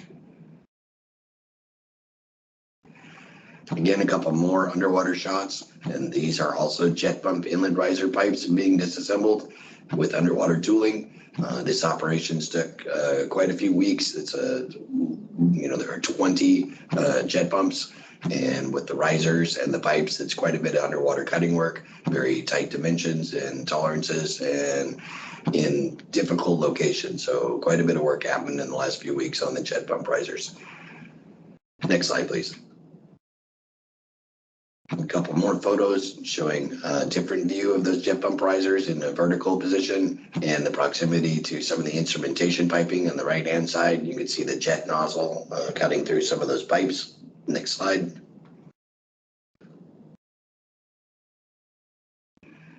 And additional activities on the refuel floor, which are ongoing throughout most of the activities with the jet pump internals and disassembly.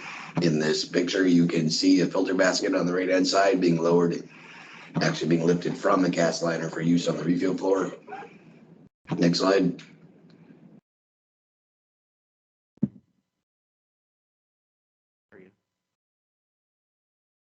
Back.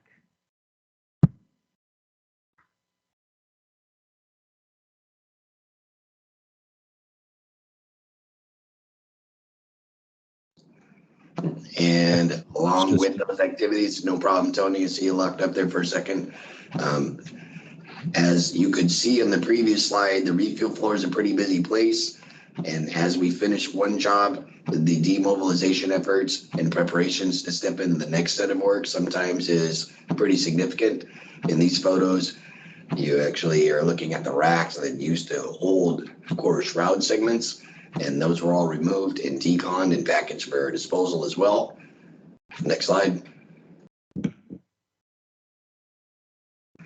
And if you can follow me here in somewhat of a counterclockwise rotation from the upper left, in the very back of that photo, you see a shiny cylinder. It's been lifted out of the water. And on the photo on the bottom left-hand side, you can actually see the top of the reactor building crane tackle block with the lifting trunnion and that cylinder being lowered through the floor.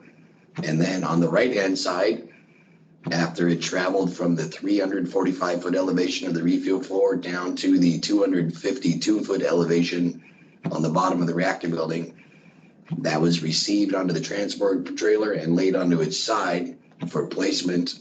Can you go to the next slide, Tony? Into that vehicle, which is being moved by the transfer trailer with the tugger.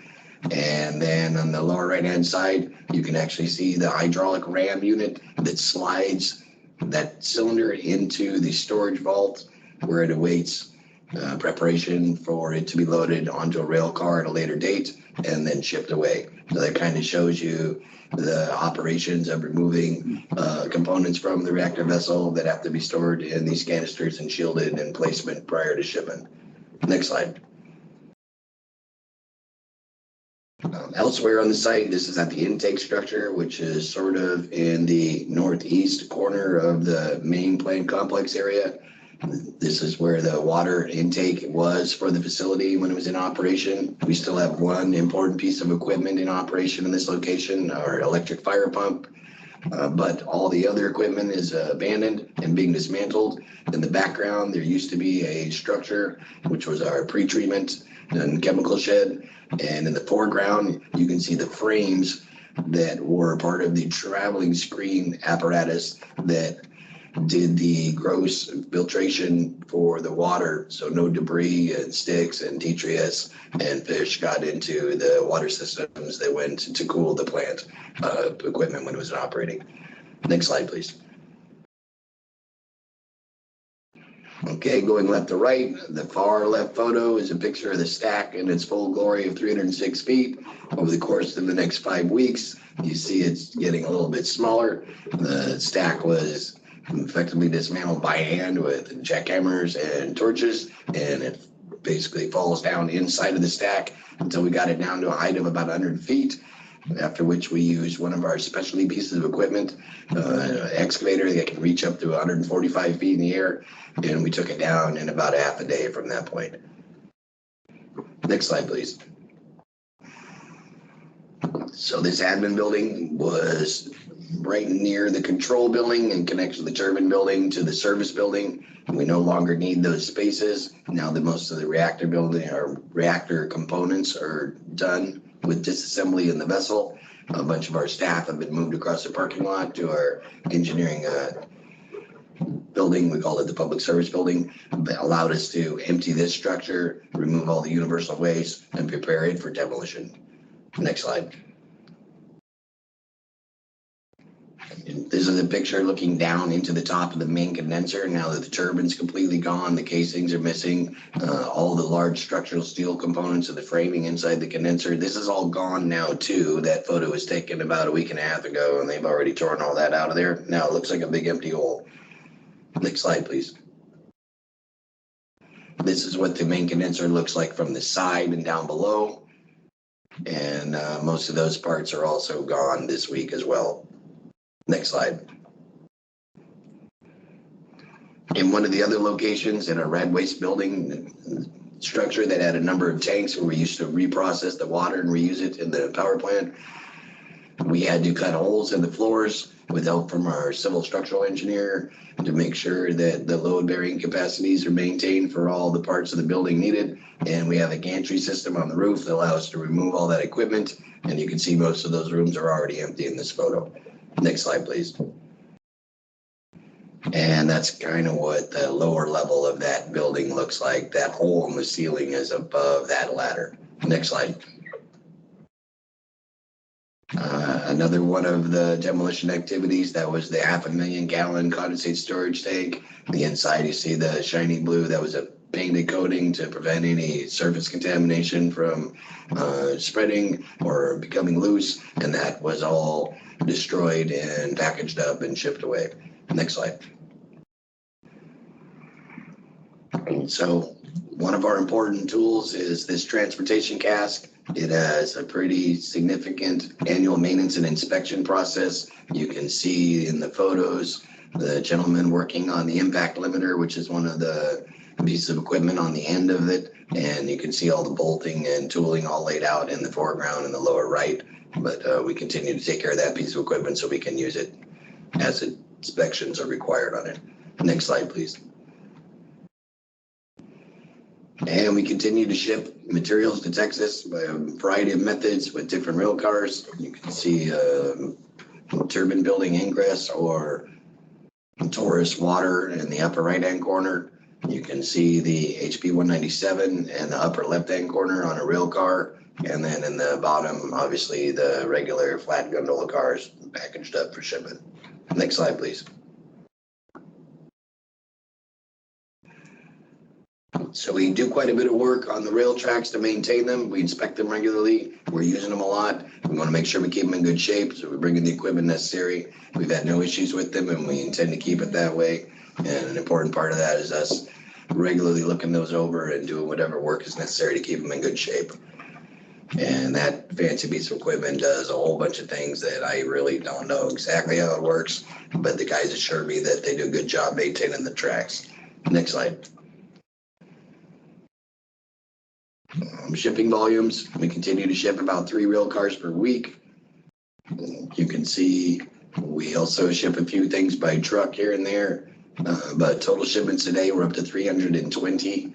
Quite a bit more activities have been shipped. Some of the last few Custom boxes had high levels of activity, some of the shroud components and reactor vessel internals, but we put almost 35 million pounds to the site in Texas at this point.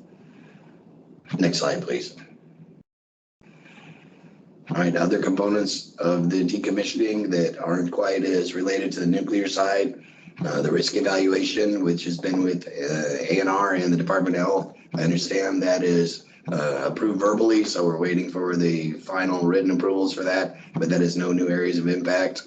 We continue to dewater any of the ingress groundwater into the turbine building. We did have quite a bit of rain in July. We had a little bit of extra water coming in, but nothing we couldn't manage. And again, good sampling and no significant rad or chemicals detected to date as expected. All our split samples continue to correlate, and our annual groundwater report was approved, as well as our post-demolition survey and sampling plan. And we continue our biweekly calls with the Vermont agencies to get our alignment and efforts upcoming on track and on schedule. Next slide, please. So that ends the presentation. It's just a photo again on the refill floor moving a piece of equipment under the close supervision of one of our material handling supervisors. And thanks, Emily. Hopefully we got a little bit of our time back. Thank you, Corey. I definitely appreciate the brevity. I think we caught a little bit of our time back, but we're still a little bit behind.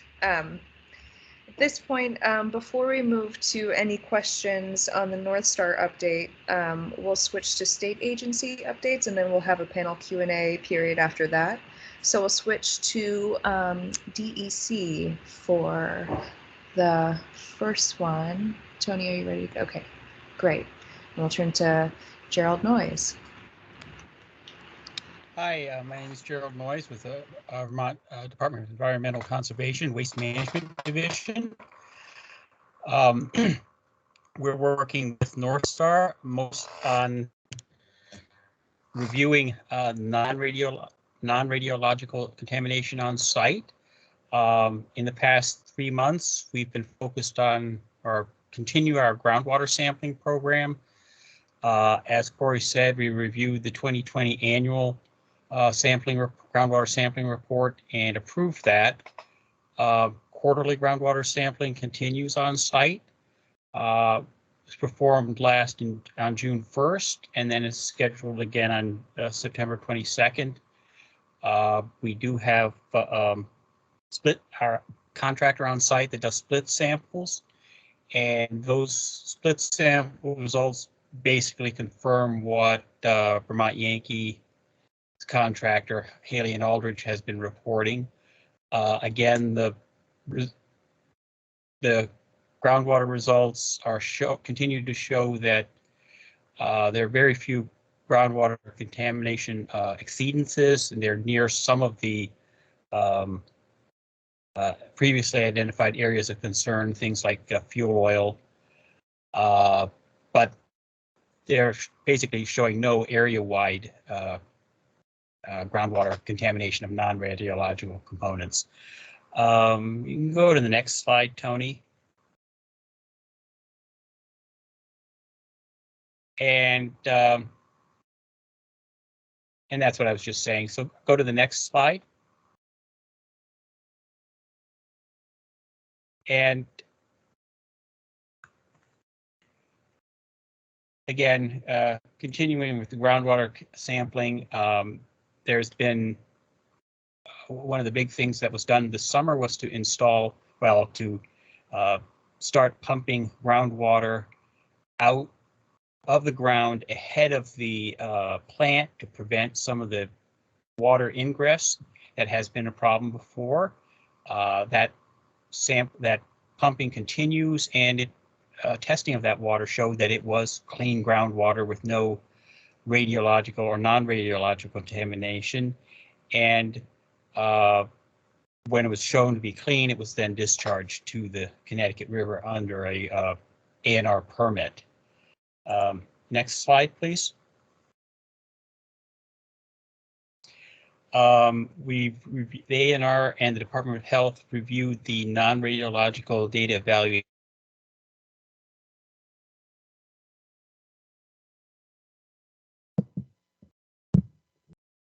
Gerald, I think we lost you. He looks like he's frozen.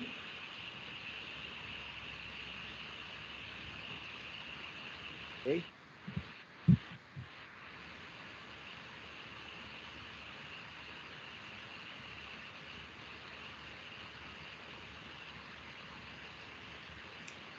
I'm not sure there's anything I can do on this end if the issue is on his end. You're very capable, Tony, but I don't think that there's anything you can do on your end, no. Maybe while it looks like this is a deep freeze. So yeah, Gerald's video is locked up too. So I'd say I know next on the agenda is just additional agency as needed. I don't think that we have any additional agencies, right, Tony? We have the Public Service Department does have a Oh, presentation. sorry, that was the next, yeah. Guzman. Okay, that's right. Okay, I can hear you again. Okay, you're back, Gerald. We can hear you. Okay. Anyway, I just got the just went over the we're at the permits. Yeah, the permits review. We approved the non-radiological data evaluation report. The potable water system modification permit is, I believe that was reported today as being now out for public comment.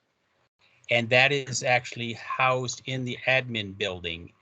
And basically they're going to move the water system to a different location because that's the water that provides potable water for the plant right now. And once they move that, once the permit is issued, they can move the water system and then they'll be able to go ahead and demolish the admin building, which Corey was talking about, had shown it being empty and ready for demolition.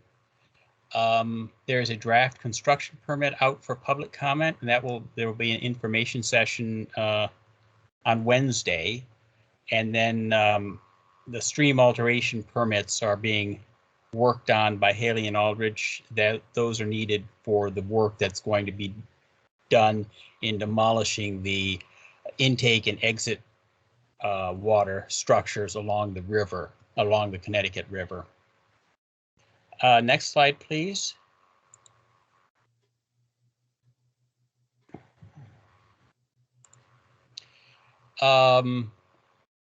Ongoing work continues to be asbestos abatement, although that's mostly done. They're down to a lot of concrete.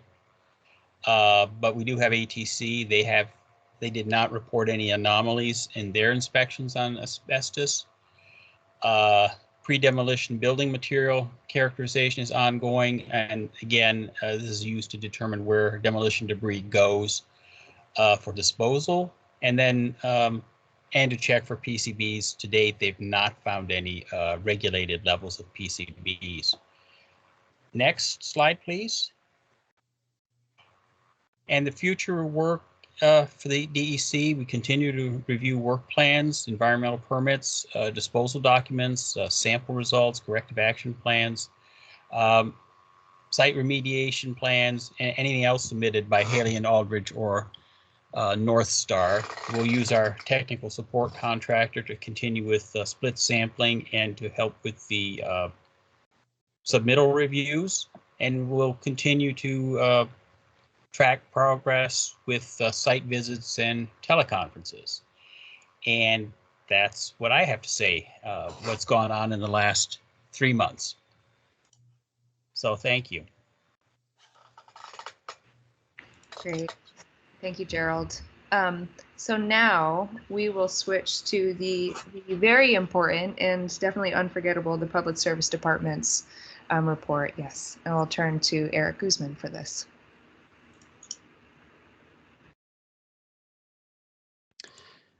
Hi, good evening, and thank you, Emily. Thought you forgot about me for a second. So my name is Eric Guzman. I'm an attorney with the Department of Public Service, Public Advocacy Division. Also on the call is our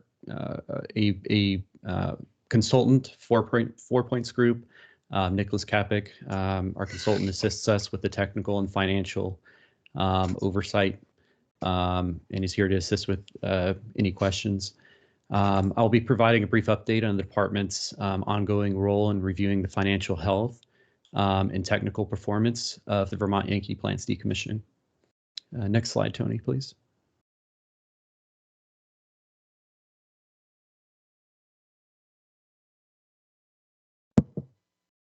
Really?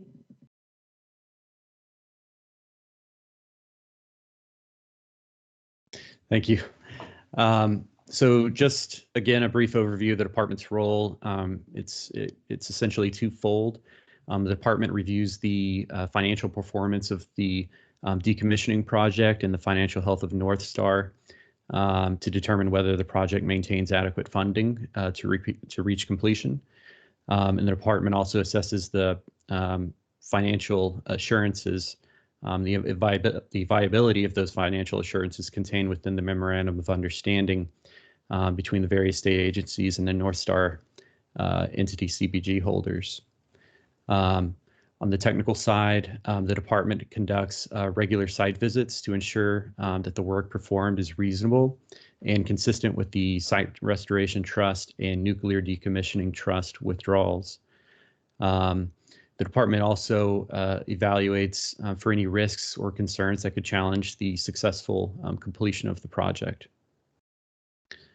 And as part of its review on a monthly basis, the department meets with NorthStar as well as ANR to discuss any concerns and answer any questions that we have. Next slide, Tony, please.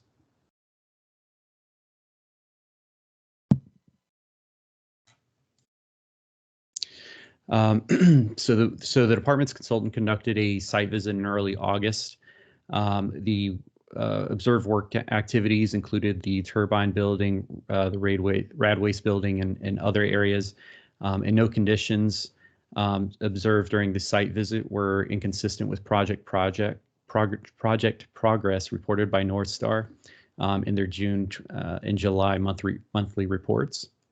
And so far, the department finds that the estimated work completed is reasonable, and the project appears to be on track for completion with the currently available funding with the two trusts. And this was brought up I guess a couple of meetings ago. There is a currently stayed petition by NGSWCS Group Holdings, a newly created entity within the NorthStar corporate structure, requesting approval from the Public Utility Commission for indirect control of the Vermont Yankee CBG holders. And this matter remains stayed until October, so no updates since the last NDCAP. Next slide, please, Tony.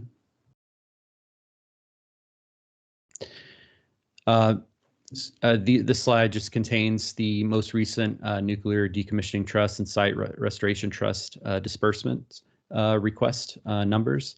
The current Nuclear Decommissioning Trust balance is approximately $307.7 million as of August 31st of this year, and the Site Restoration Trust is at $58.8 million as of August.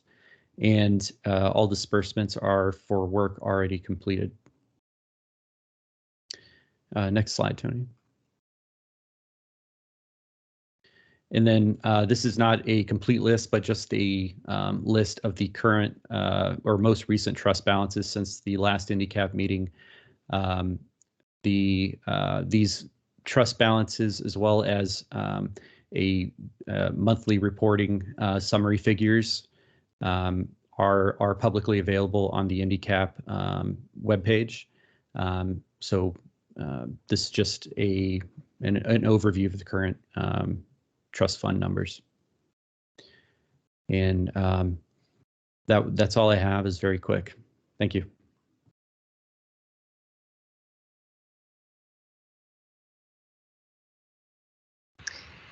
That's great. Thank you, Eric. And at this time, I think that now we don't have any other agency reports, unless I'm mistaken. Department of Health? Actually, I have no report. We're really busy with some other things going on right now, and so I'll yield to my colleagues who have given very fine reports already. Thank you. Thank you, Bill. Okay, then. I think then we can switch to the panel questions and answer on either the NorthStar, the DECs, or the Public Service Department's reports. Panelists, any questions?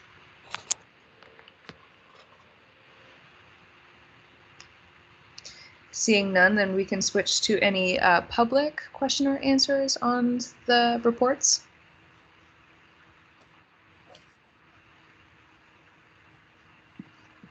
Give an opportunity for any folks to come off mute. Oh yeah, Lissa, go ahead. Just looking for my questions in my notes.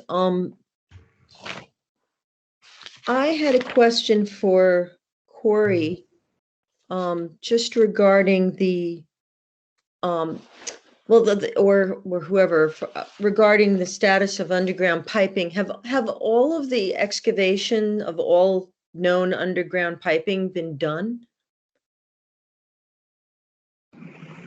No, not all of it.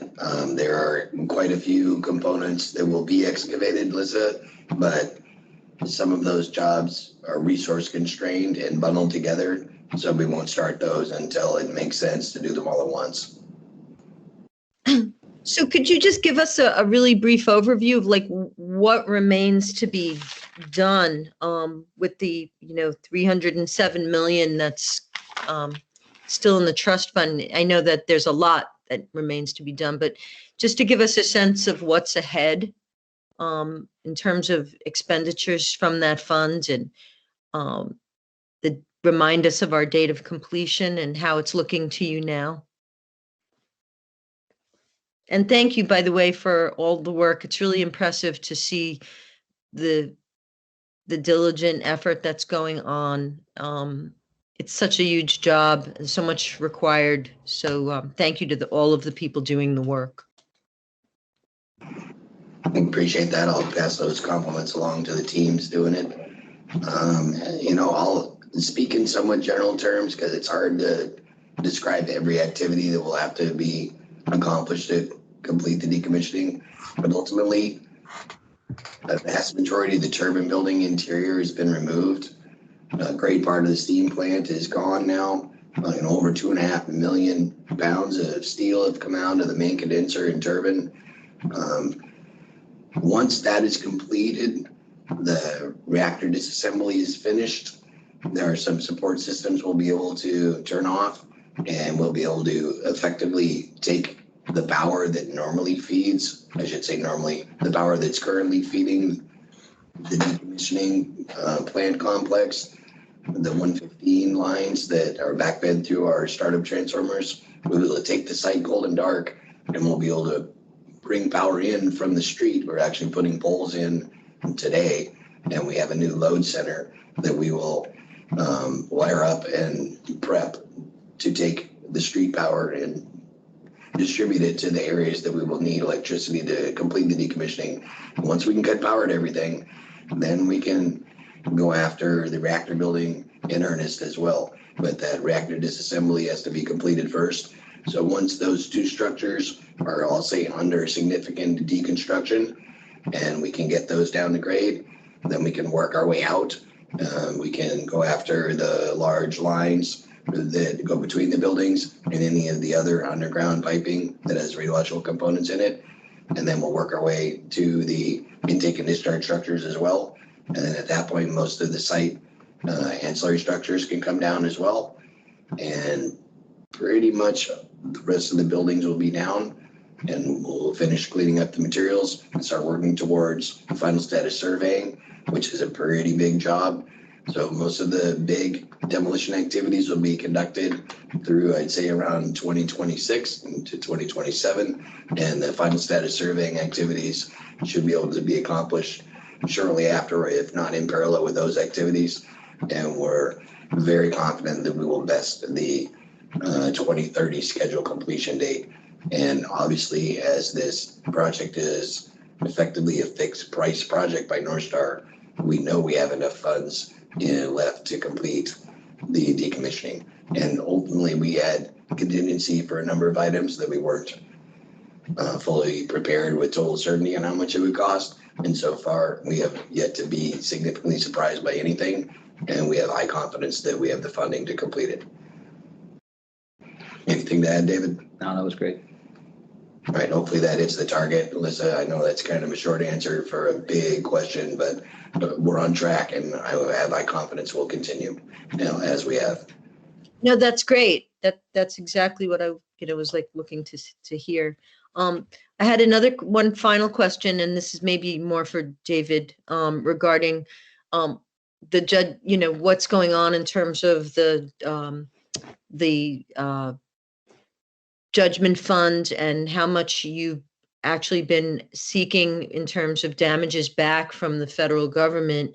And also what, I know that the agreement that you'd worked out with Vernon it is expiring soon. Correct me if I'm wrong. I'm just wondering what the status is in terms of your compensatory agreement with the town of Vernon, and whether in fact you will be seeking some of those damages in return back from the judgment fund.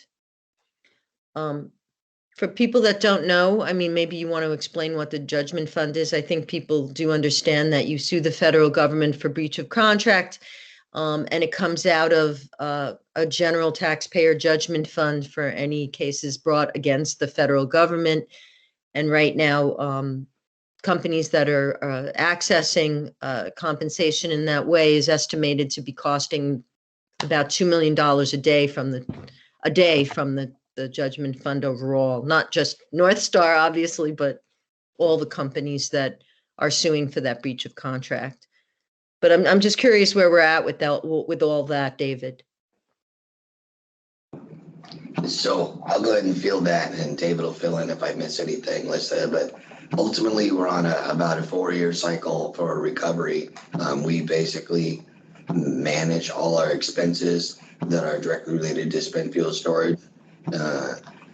And we will bin all that together, and then we will execute with our legal staff recovery and work with the Department of Justice and come to terms with the percent recovery for our total funds expended for that. As far as our arrangement with the town of Vernon for our tax stabilization, we haven't gone through that exercise yet, but ultimately we're working that out with the town of Vernon as well, and we have that in place for the duration of the decommissioning. Oh, it is in place for the duration of the decommissioning? In place now. We can still do it. It's in place now for this year. For this year, and we will work that out for the duration of the decommissioning. Okay. All right. Is there a date, an expiration date to the current agreement? I believe the end of the year. Yeah, I believe it's the end of this year, but I don't have that exact information in front of me, so I think that's accurate. Listen, I know we have it on the docket with the town to work that out this year. Thank you very much. You're welcome. Thank you, Corey. Any other questions for any of the folks that just gave reports? If not, we can move along. I think that the next item that we have on the agenda then would be the potential uses for the panel budget. So panelists, this is our last. Oh, yep. I'm sorry, we still have questions from the public. I don't know if you wanted to announce that. Oh, sorry. I thought I looped in the public before, but maybe that wasn't, I wasn't clear with that. Opportunity for any folks from the public to ask any questions.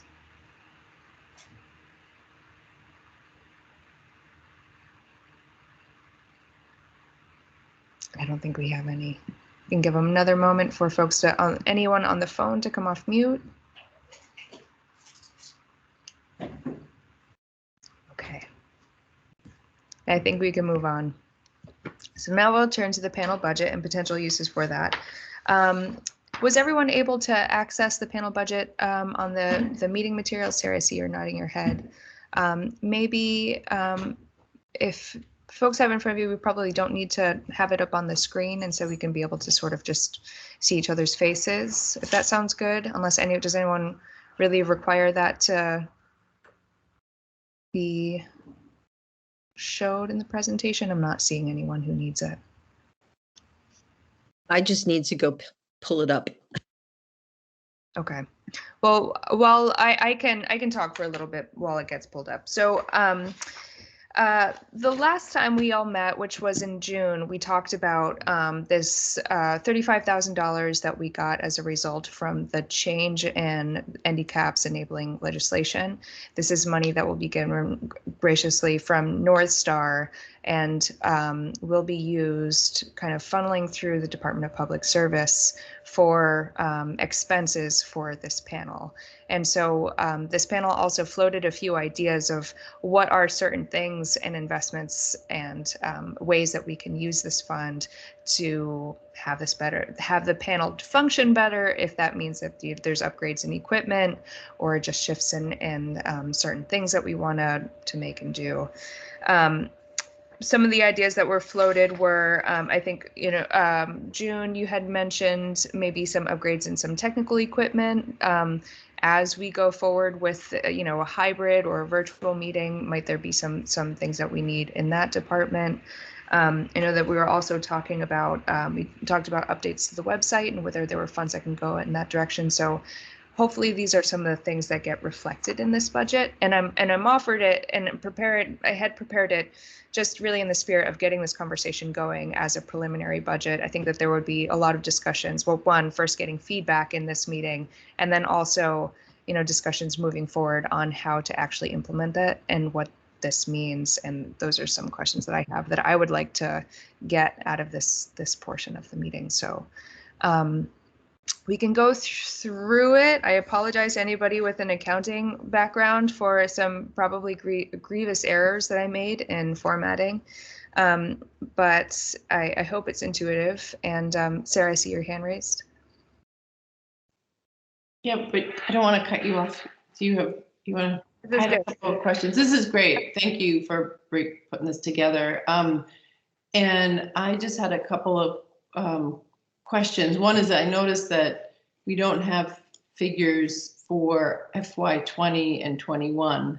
So it goes from FY19 to then the proposed FY22. And just remind people, this is the legislation that we passed last session that had been proposed the year before, and so it's in statute now. It's part of that. So and it's just for the public to know where this funding came from, I think is important. One of the questions that I had is, it could make a lot of sense to have an administrator outside of the Department of Public Services. But I think, when it comes time for one of the things that this panel has to do, and that is generating our annual report to the governor, I would say that Tony is kind of invaluable with that.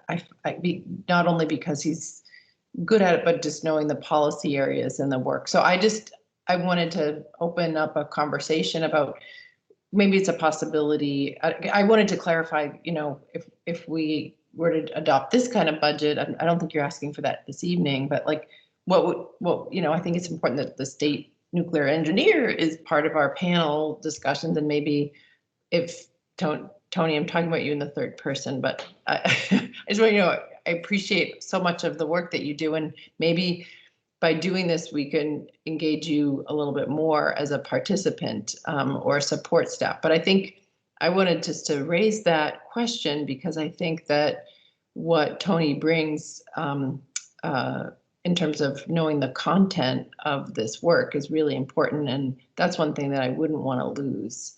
But at the same time, I don't think we need Tony to be setting up the meeting room, like that doesn't tap your nuclear engineering expertise. So, but the other things, I think you captured a lot of what we were asking, what kind of things that we were asking for historically, what had been, required for meeting space and some of the technology, and then some money for, education of the panel.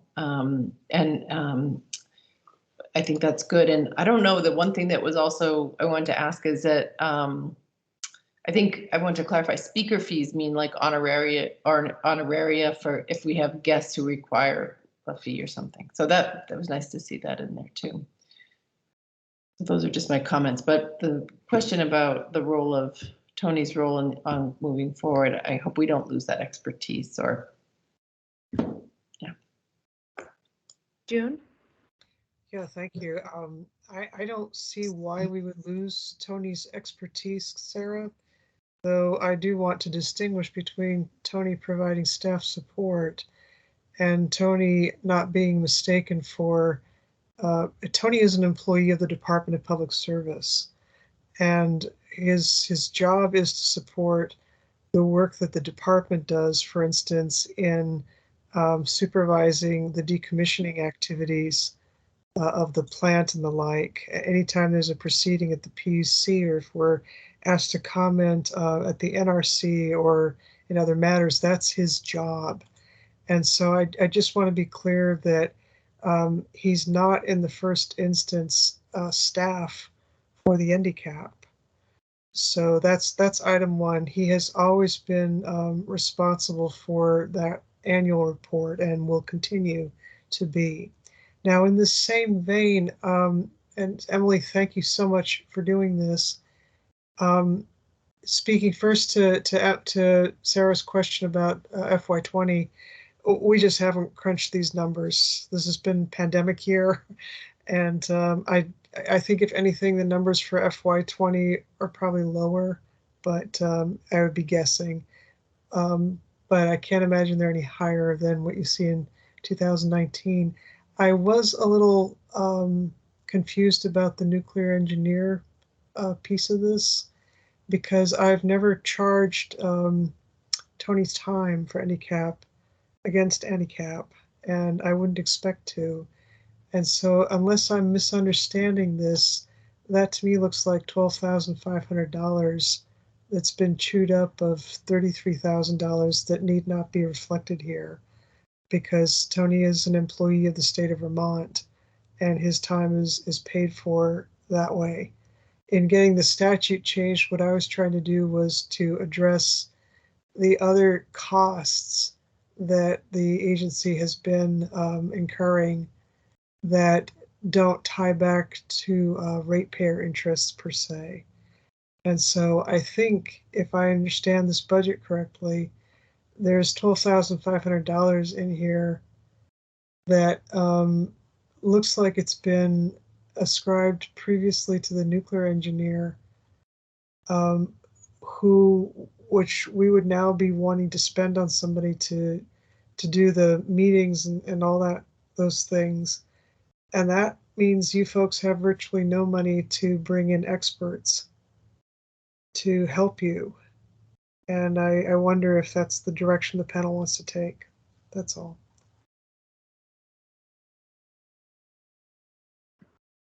Thank you, June. So you're looking at that money for the administrative staff and saying that doesn't necessarily need to be kind of part of this budget, that we can use that $12,000. I'm saying that I appreciate the point. I know Tony appreciates this point, though he probably doesn't appreciate the work.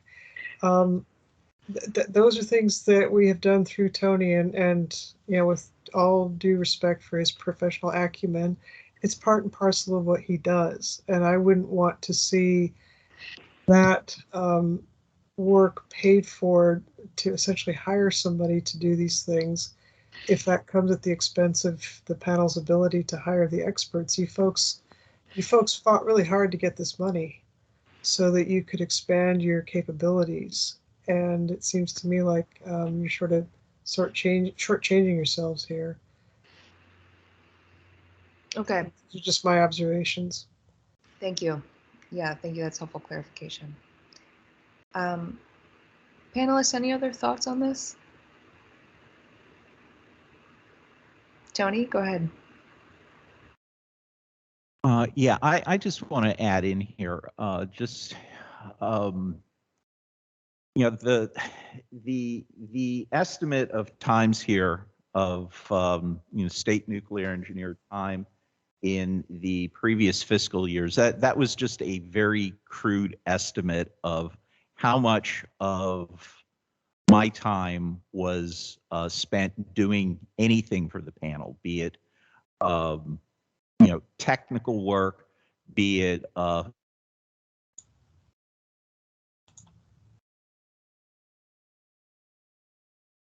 this a couple of times, but it's been a while.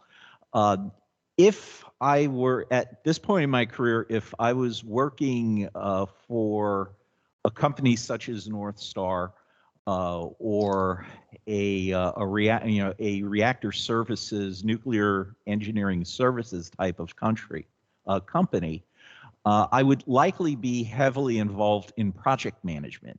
And a good portion of project management, when it comes right down to it, is meeting facilitation.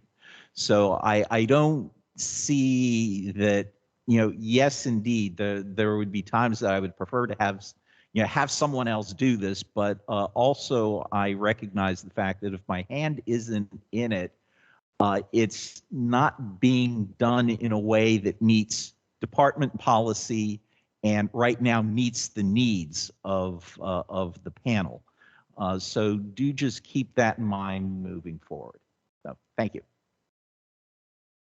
And thank you all for the compliments too. I do appreciate those. Thanks, Tony. Lissa and then Sarah. I'm a town rep for the town of Brattleboro, and there was at our last town meeting, we decided to pay the volunteers who serve on the select board. I believe it was $7,000 a year, which had previously been a volunteer position. And we voted that because it seemed to us, and many arguments were made, that it's inherently unfair to ask people to volunteer time because it leads to your allowing only those who could afford to volunteer their time on a panel like this. So, you know, Emily had brought up this idea of the $50 per meeting per diem or whatever that most of us don't even bother to apply for. But I would say I would like to submit to the panel that perhaps citizen appointees should receive a much greater stipend for the time that it definitely takes to participate fully in this group. I don't have a number necessarily in mind, but I do know that even just recently with trying to prepare the report for the committee, and, you know, I'm up late trying to do things. It's very, very hard as a citizen member of the panel. And I guess I would appreciate some form of stipend that exceeds that greatly exceeds that $50 per diem kind of arrangement. So, you know, I don't think that will solve it tonight, but I would submit that aside from me needing the money, there's other societal reasons to consider such a scheme. Thanks, Lissa. I can only speak for myself in that matter. I do not want any money for my services here. I'm doing it free, and I'll continue to do it for nothing. Thank you. Thank you, Bob. Sarah, you had your hand raised before. Is there anything you want to add? Sure. I guess it was, you know, I kind of jumped to some conclusions based on the budget and what the budget the thinking behind the budget was. So this is good clarification. I do remember, and because I see in the budget as well that there's like website design. I think one of the or not website design, but website updates. And I think one of the things that's a tension within the panel, like, it's like that some other NDCAPs have completely separate websites and that they're not on a state agency, government website.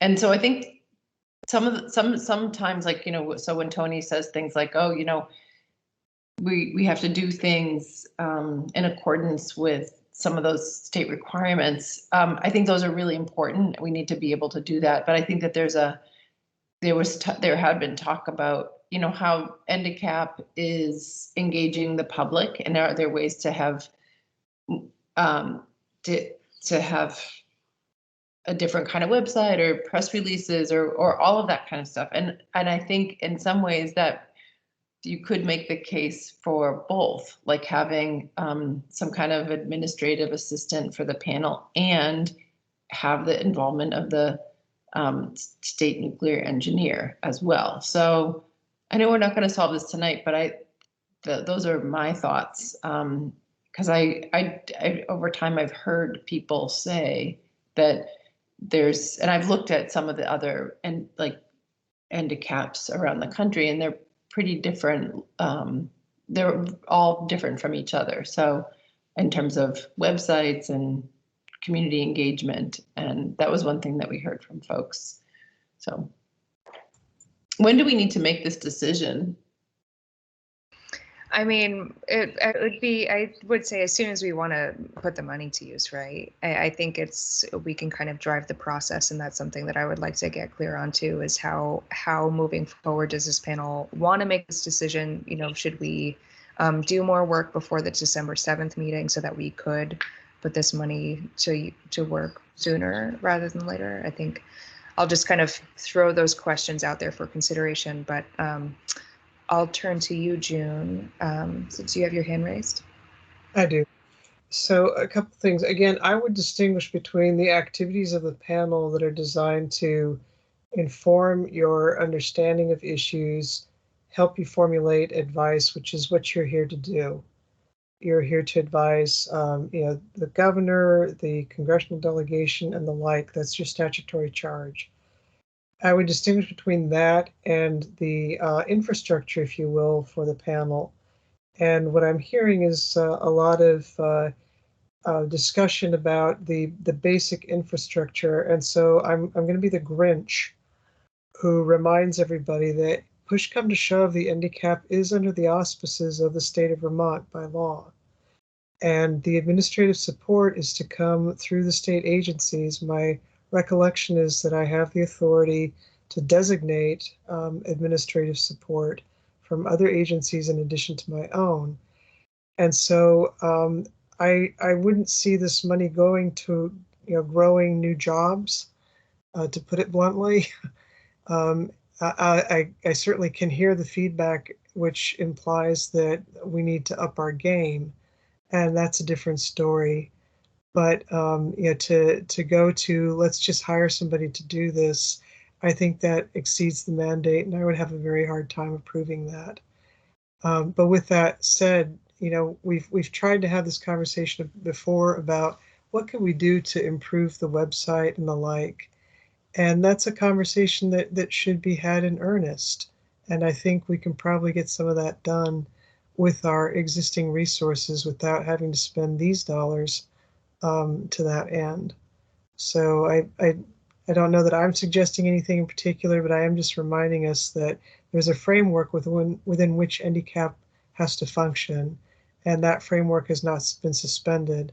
And similarly, to Lissa's point about stipends, this is very reminiscent to me of a conversation that's been happening on the Climate Action Council in the context of the Global Warming Solutions Act.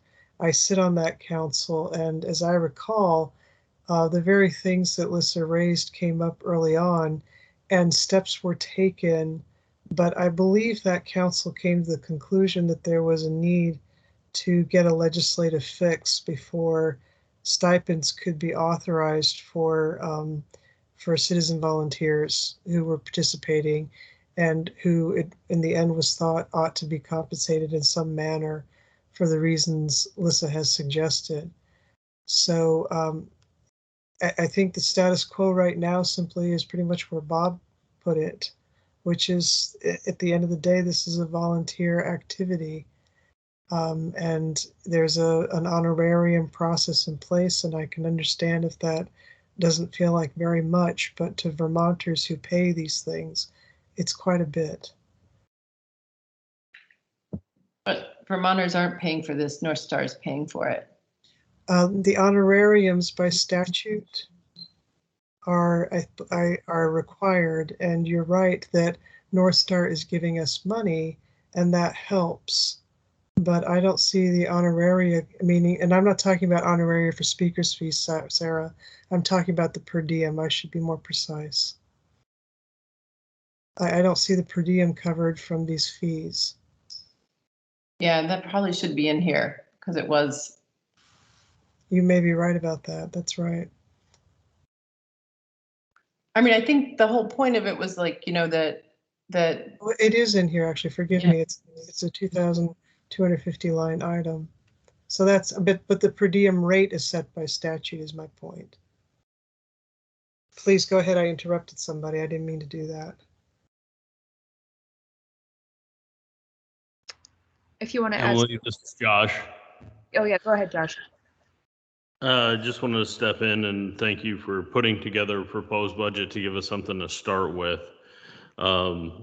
It kind of sounds like to me, and from my recollection of what this money is used for or should be used for, your Section 4 panel education and your Section 2 seem like two very good things, except for Section 2 should probably be named something like professional consultation. So we're not looking to hire someone with that money to take our meeting minutes and put our meetings together, but provide professional consultation for some of the tougher things that we're running into, like our subcommittee is. To June's point, it's not necessarily in an administrative staff, but could be multiple people over the course of the next year that we call in and they require some kind of, you know, travel fee or speaking fee of some sort to help us through, you know, whatever issues that run in front of us the next 12 months. Got it. Thank you, Josh. Tony, you had your hand up too? Yeah. I just something that Sarah had said early in her point, having looked at some of the other Citizens Advisory Panel websites. One thing I will remind this panel of is the fact that this is one of the few panels out there that was created by state statute. So, you know, I know Vermont did that. I believe the panel created in Massachusetts for Pilgrims decommissioning was that way as well.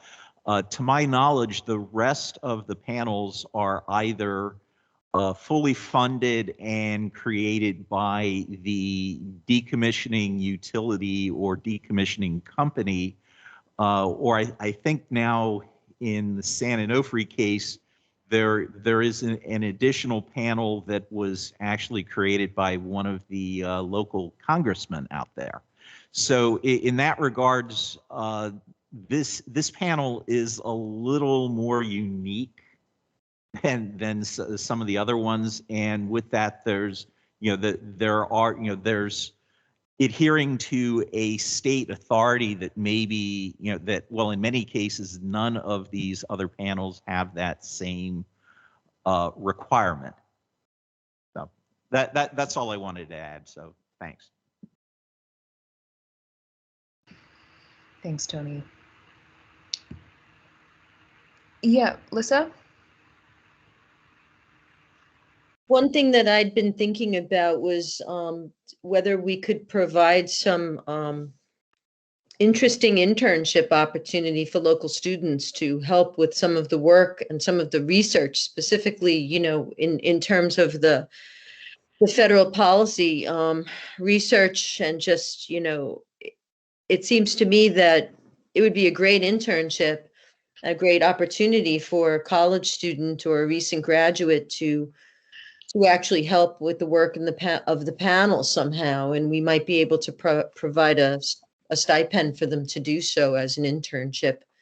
So, you know, I've talked to some college students over time, and the woman I've been dealing with at the Nuclear Waste Strategy Coalition said that they have lots of people who come to them for internships that are interested in these topics. So I think it would be great if we could find, if people agreed. I mean, I know that I could, and I think our committee would really enjoy having some research assistance. And then the other thing is that, you know, I know that a few of the host committees, other host communities are having meetings and discussing some of these same issues.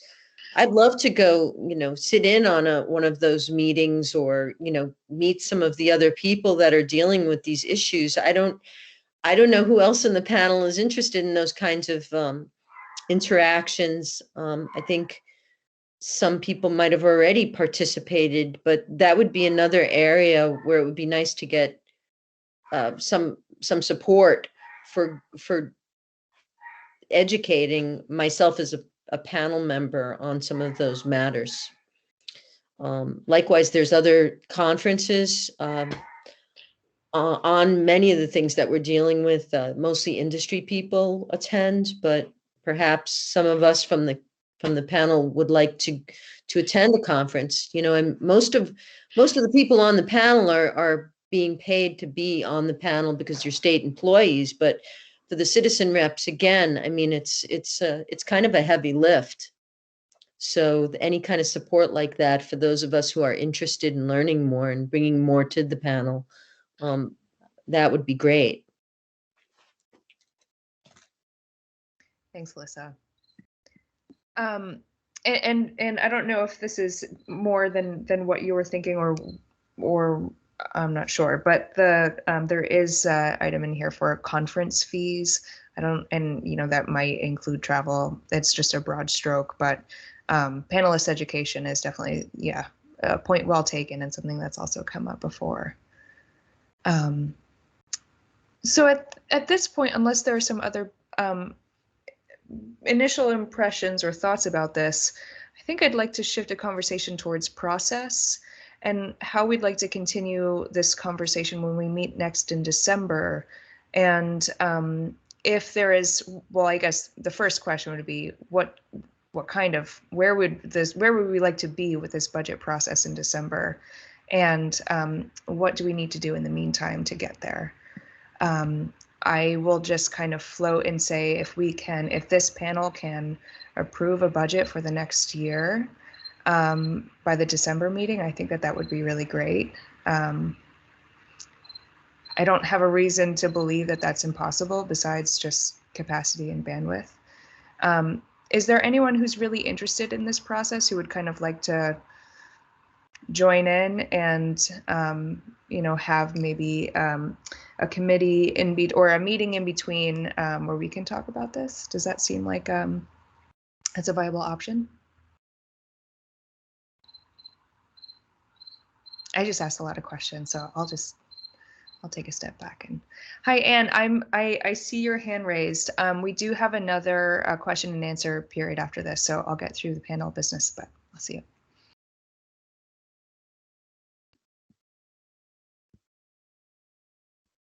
Emily, I don't want to leave you hanging there. I'd be happy to chat or work on some of this if it's helpful. I mean, like pulling together examples of other NDCAP websites. I put one in the chat. Massachusetts is really similar to Vermont, and the website is a lot more user friendly. And I just so anyway, but I'd be happy to work with you on that between now and the next meeting, if that's helpful. That'd be great. Thanks, Sarah. Yeah, Emily, it's Josh again. I guess one of the biggest things that we need to understand is what we as panel members think is going to be beneficial for us moving forward to disseminate the information to the public, which is what our job is. So maybe a separate website to the states or something like that that's controlled by this panel with this money. Maybe that's the way to go, because we can make it a little bit more community user friendly and be outside of the scope of the state's requirements on the website. So that could be a possibility, as long as we're not, infringing on any of the legislative part of the background of the building of NDCAP in doing that, which I don't know whether we are. I'd have to do some research on that. I guess getting some feedback from everybody what we would like to do with this. I hate to call it extra money, but it kind of is.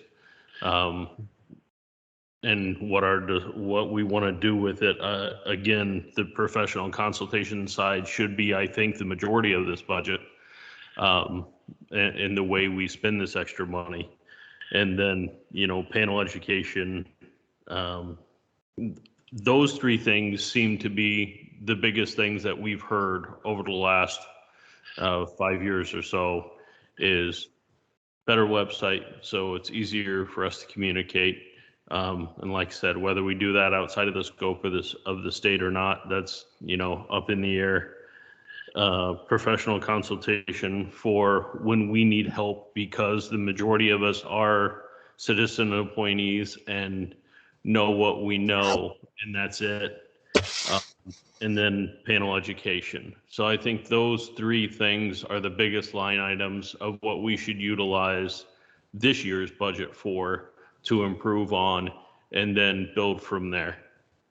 Just my 2 cents. That's great, Josh. No, that's a helpful synthesis of everything.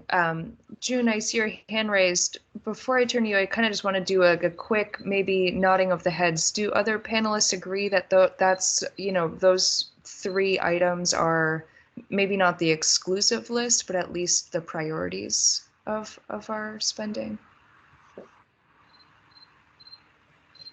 David, is that also a hand raised? Oh, that's just a thumbs up. Okay, great. Okay. I don't know if you're asking for more input, but I certainly agree with what Josh has been telling you. That's great. I think that's all I need. June?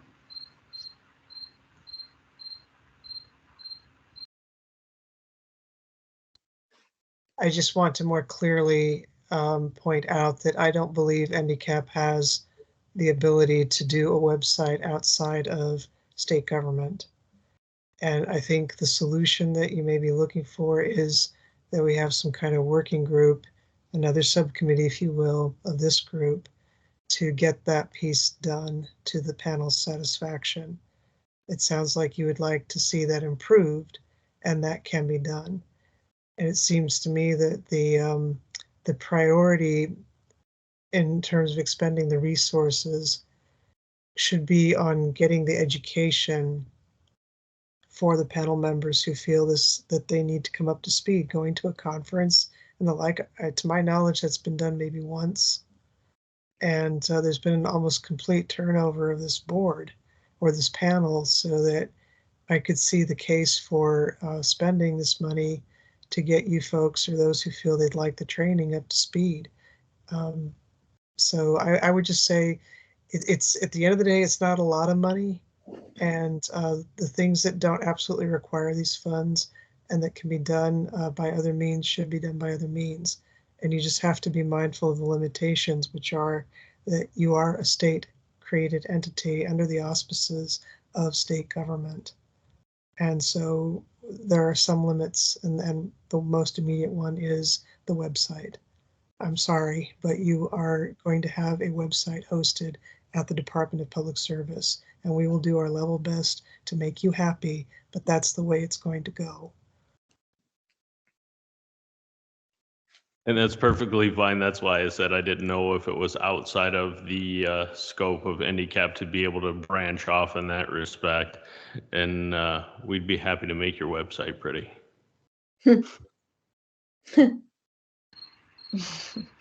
Lissa? Yeah, I think when you're talking about public participation, I mean, we already have the website. It might not be, full of bells and whistles, but all the information is there. I mean, what's lacking is any kind of other type of outreach, like the kind of outreach an intern might be able to help with, like, you know, a social media presence or Facebook presence or Instagram presence before there's a meeting, if the goal is to try to engage the public more in the subject matter. So I don't think you need a new website to do that. I think you need to engage more to do that.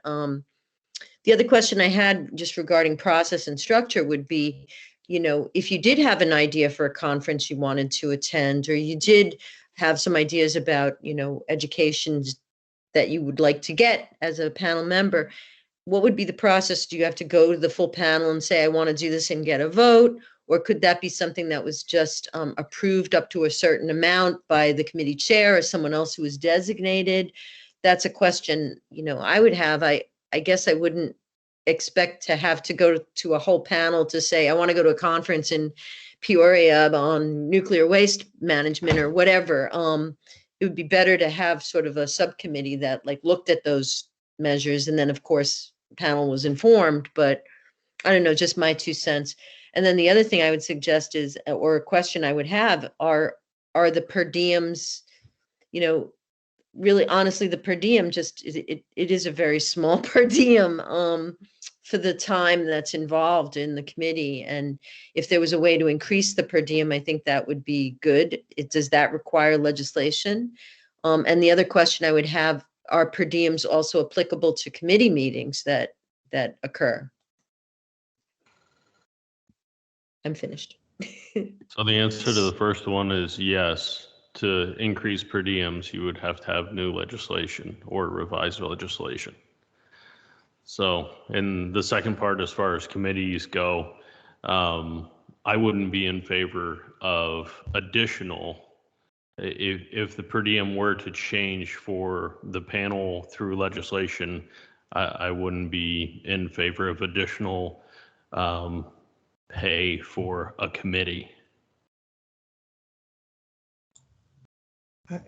I think on that second question, that's probably a statutory one, and I'm trying to look it up right now to see whether committee work can be compensated through a per diem. I just don't know off the top of my head. But Josh is certainly right on the first one. You need a statutory change to increase the per diem. And I hope you can just understand that Vermont has a lot of boards and commissions. And so a change in per diem has implications for that add up across state government. So you would be looking for a specific adjustment, I think, to NDCAP, and there would need to be advocacy for that, and that would really be something that the panel proper would need to advocate for in the legislature. I don't see. Yeah, I'm just gonna leave it at that. Yeah, I think we lost our opportunity for that. We should have maybe considered that when we did our legislative update the last round. But I think that certainly, like, committee, a per diem is a day that you work for the, you know, a day that, so by definition, I think it should be included for committee commitments, but getting an answer on that would be great. That I am looking at, and what I'm about to say, I'm going to say as gently as I possibly can. I hope folks on the panel understand that I value the work that you do and the time and the effort that you invest in it. You are doing a community service by serving on this panel. And I think the legislature resources these things because they are directed at a certain level of participation. And the prime value that this committee has to deliver is to give a citizen voice to considerations that are within the scope of what this panel was created to deliberate on and to advise officials in that citizen voice. And mission creep is something that can happen very easily. And I do feel that there's a little risk here of that. This panel was created to deal with the decommissioning of a specific site. And we have been very, I think, visionary and engaged in examining the outer boundaries of that scope. But I think every once in a while it's a good idea to look at that scope and to say, are we meeting that objective? And to Lissa's point about who would make decisions about training and whether that would be something we'd pay for, to me that would be the fundamental question, is does this training stand to further the individual's ability to function as to the scope of NDCAP? And that ties back to the specific decommissioning of this facility and not necessarily the national conversation about nuclear waste disposal. So, and I said not necessarily, I qualified that deliberately because I can see the case for an intersection between the two, but the degree to which we're going to dedicate this panel's time and attention to being very expansive in our reading of the scope is something that the panel's going to need to grapple with. And when we start talking about paying for a lot of subcommittee work time, adjusting per diems and the like, to me that starts to feel like we're pushing the purpose of NDCAP beyond what it was created to do. I hope that wasn't offensive to anybody. I tried to be as gentle as I could be in saying it. Madam Chair? Yes. I appreciate the commissioner's remarks, and I would ask once again, what does this panel, who do we advise, and what does this panel do? What's our charge?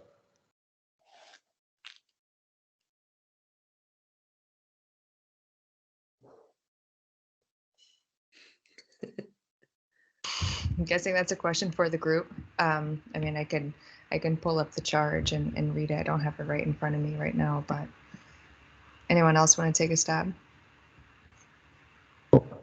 The BSNAP panel, which preceded NDCAP, was to advise on the policy for the state regarding the operation of the plant and licensing, etc.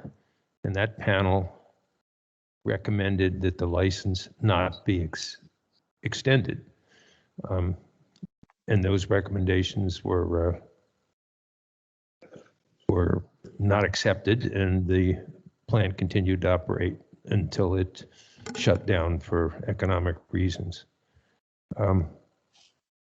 NDCAP, the only decision that this group participated in was a decision, I'm oversimplifying, Madam Chair, was to do the decommissioning now rather than later, rather than to wait several decades. The community here in the Brattleboro area in Vernon was eager to decommission now because it put a lot of people to work now, as opposed to putting children and grandchildren to work 30 years from now when the fund was more flush. That was a recommendation that this committee, which is the majority of citizens on it are from the local area, and that recommendation was accepted. Some of us asked if the decommissioning would run out of money. We should know who would be who would be picking up the tab in that event, and we didn't get I don't believe we got an answer for that. The two possibilities were the ratepayers of the state of Vermont who pay the rates today, and the other one was the utility companies who entered into the ownership and construction to begin with and sold it. And do we have an answer on that yet, Madam Chair? On the duties of the panel? In the event that the decommissioning plans that we look at goes belly up and the money is gone, what entity is on the hook for picking up the tab for the remaining decommissioning? I don't have an immediate answer to that. We're up against 9 o'clock, and I am just aware of everyone's time, and I just want to, if this seems like this is a bigger conversation and maybe getting at some existential issues of the panel, I mean, I do have our statute in front of us where it does outline our duties, and we can go through that, but I'm tempted to say, to kind of go through any last comments that we have on the budget just for this evening, and then any other, I'm interested in what the process is going to be moving forward for this, and where we need to be in December. So Lisa, I don't know if that's a stale hand. That makes perfect sense, Madam Chair. If you're going to discuss the budget, it should be expenditure of money to achieve the responsibilities or the goals of this panel. And I was just wondering, other than being informed on what's taking place, what advice does this advisory panel give, and to whom does it give that advice? Thank you. Point well taken. So I'm just going to run through it really quick because maybe this is an important place to land on. The panel shall serve in an advisory capacity only and shall not have authority to direct decommissioning of the Vermont Yankee site. The duties of the panel are to hold a minimum of 3 public meetings, to advise the governor, the General Assembly, the agency of the state, and the public on issues related to the decommissioning, to serve as a conduit for public information and education on, and to encourage community involvement in matters related to the decommissioning, to periodically receive reports, including those required by the PUC, Decommissioning Trust, and Site Restoration of Vermont Yankee, and to receive reports and presentations at regular meetings regarding the decommissioning progress and plans from state agencies, and to provide public for those. So much, because that reminds us of what our task is, and I would suggest that if we are to advise, as you have stated from the charge, the first thing that we would need to know in giving advice is if and when this company were to run out of money, or we were to believe as advisors that it was running out of money, or that it was more expensive than had been predicted, and there was going to be a shortfall, we would seek and advise the state government and our community to answer the following question. If money is exhausted, who is on the hook to make up the difference, whether it's the Nuclear Regulatory Commission, whether it's the ratepayers of the state of Vermont alone, or whether it's the owners who built and sold the plant that we are now watching be decommissioned, or some other entity.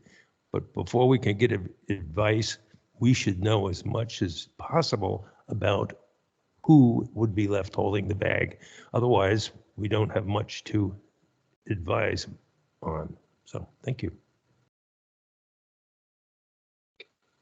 Hey, Emily, just to get back to the budget for a second, we've talked about who's holding the bag for as long as I've been on this panel.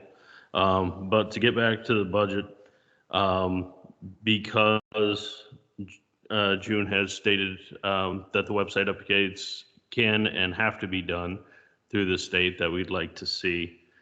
And going through the charge of NDCAP, I see 3 major things that could be accomplished through this budget. Professional consultation, which we've talked about several times, panel education, which we've talked about several times, and in replacement of website funds, community involvement. That is the majority of our charge.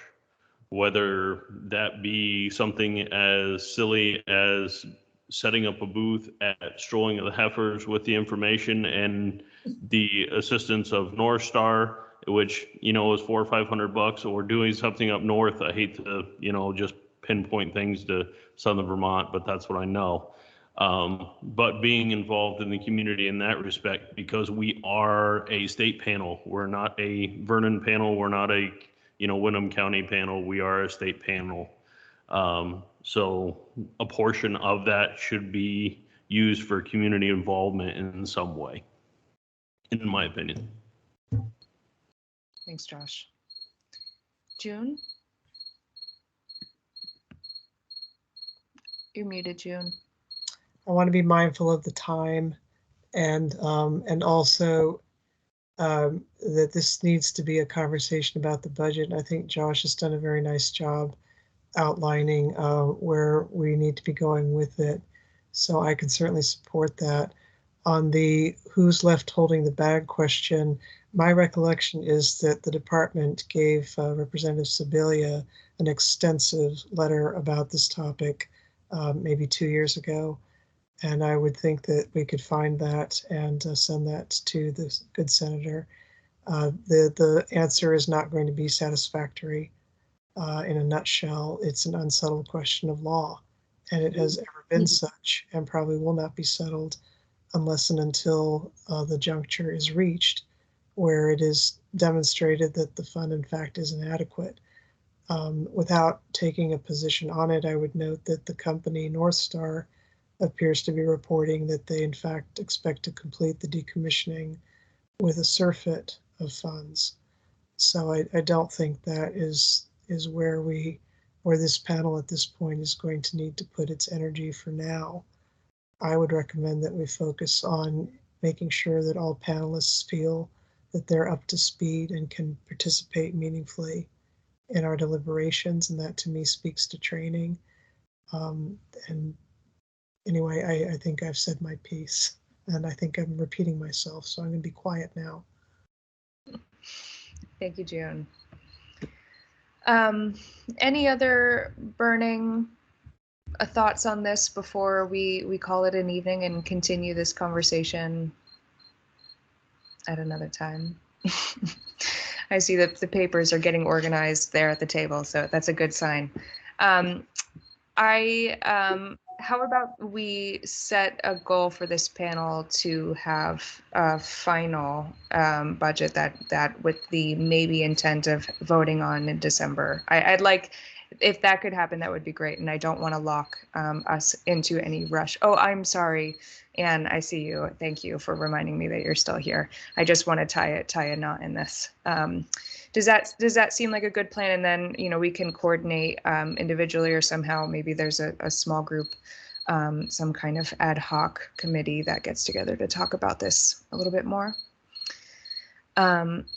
So now I'm going to formally take us to the general public comments for the panel in light of this conversation, or anything else. Yes, Anne Darling, please go ahead. Well, I actually have a comment about your deliberations on the budget. So, and I just want to underscore what I've heard Lisa and Sarah and Josh say about community involvement. That's pretty predictable given what I've said over the years. You really want, I think, more people coming or being involved in some way and knowing what's happening than a few of us diehards who won't, drop our bones. We're dogs with a bone and we're here every time, but you really want a broader, and we'll, I'll be happy to help you. So. And then there might even be people who disagree with me. That would be good. That would be fine. We do appreciate our diehards. Thank you. Right. Any other panel comments or public comments at this time? Anything that came up? I don't think so. So I would entertain a motion to adjourn unless there's anything else. So moved. Second. Okay. Thank you, everyone. This is 9:09. We'll be adjourned. I appreciate your attention. We went a little bit over, and it wasn't so bad. So next meeting is on December 7th. probably shouldn't have adjourned, but we have a few kind of important things to cover then, but we'll be in touch in the meantime on this and a whole bunch of other issues. So thank you, everyone. Hope you all have a good evening.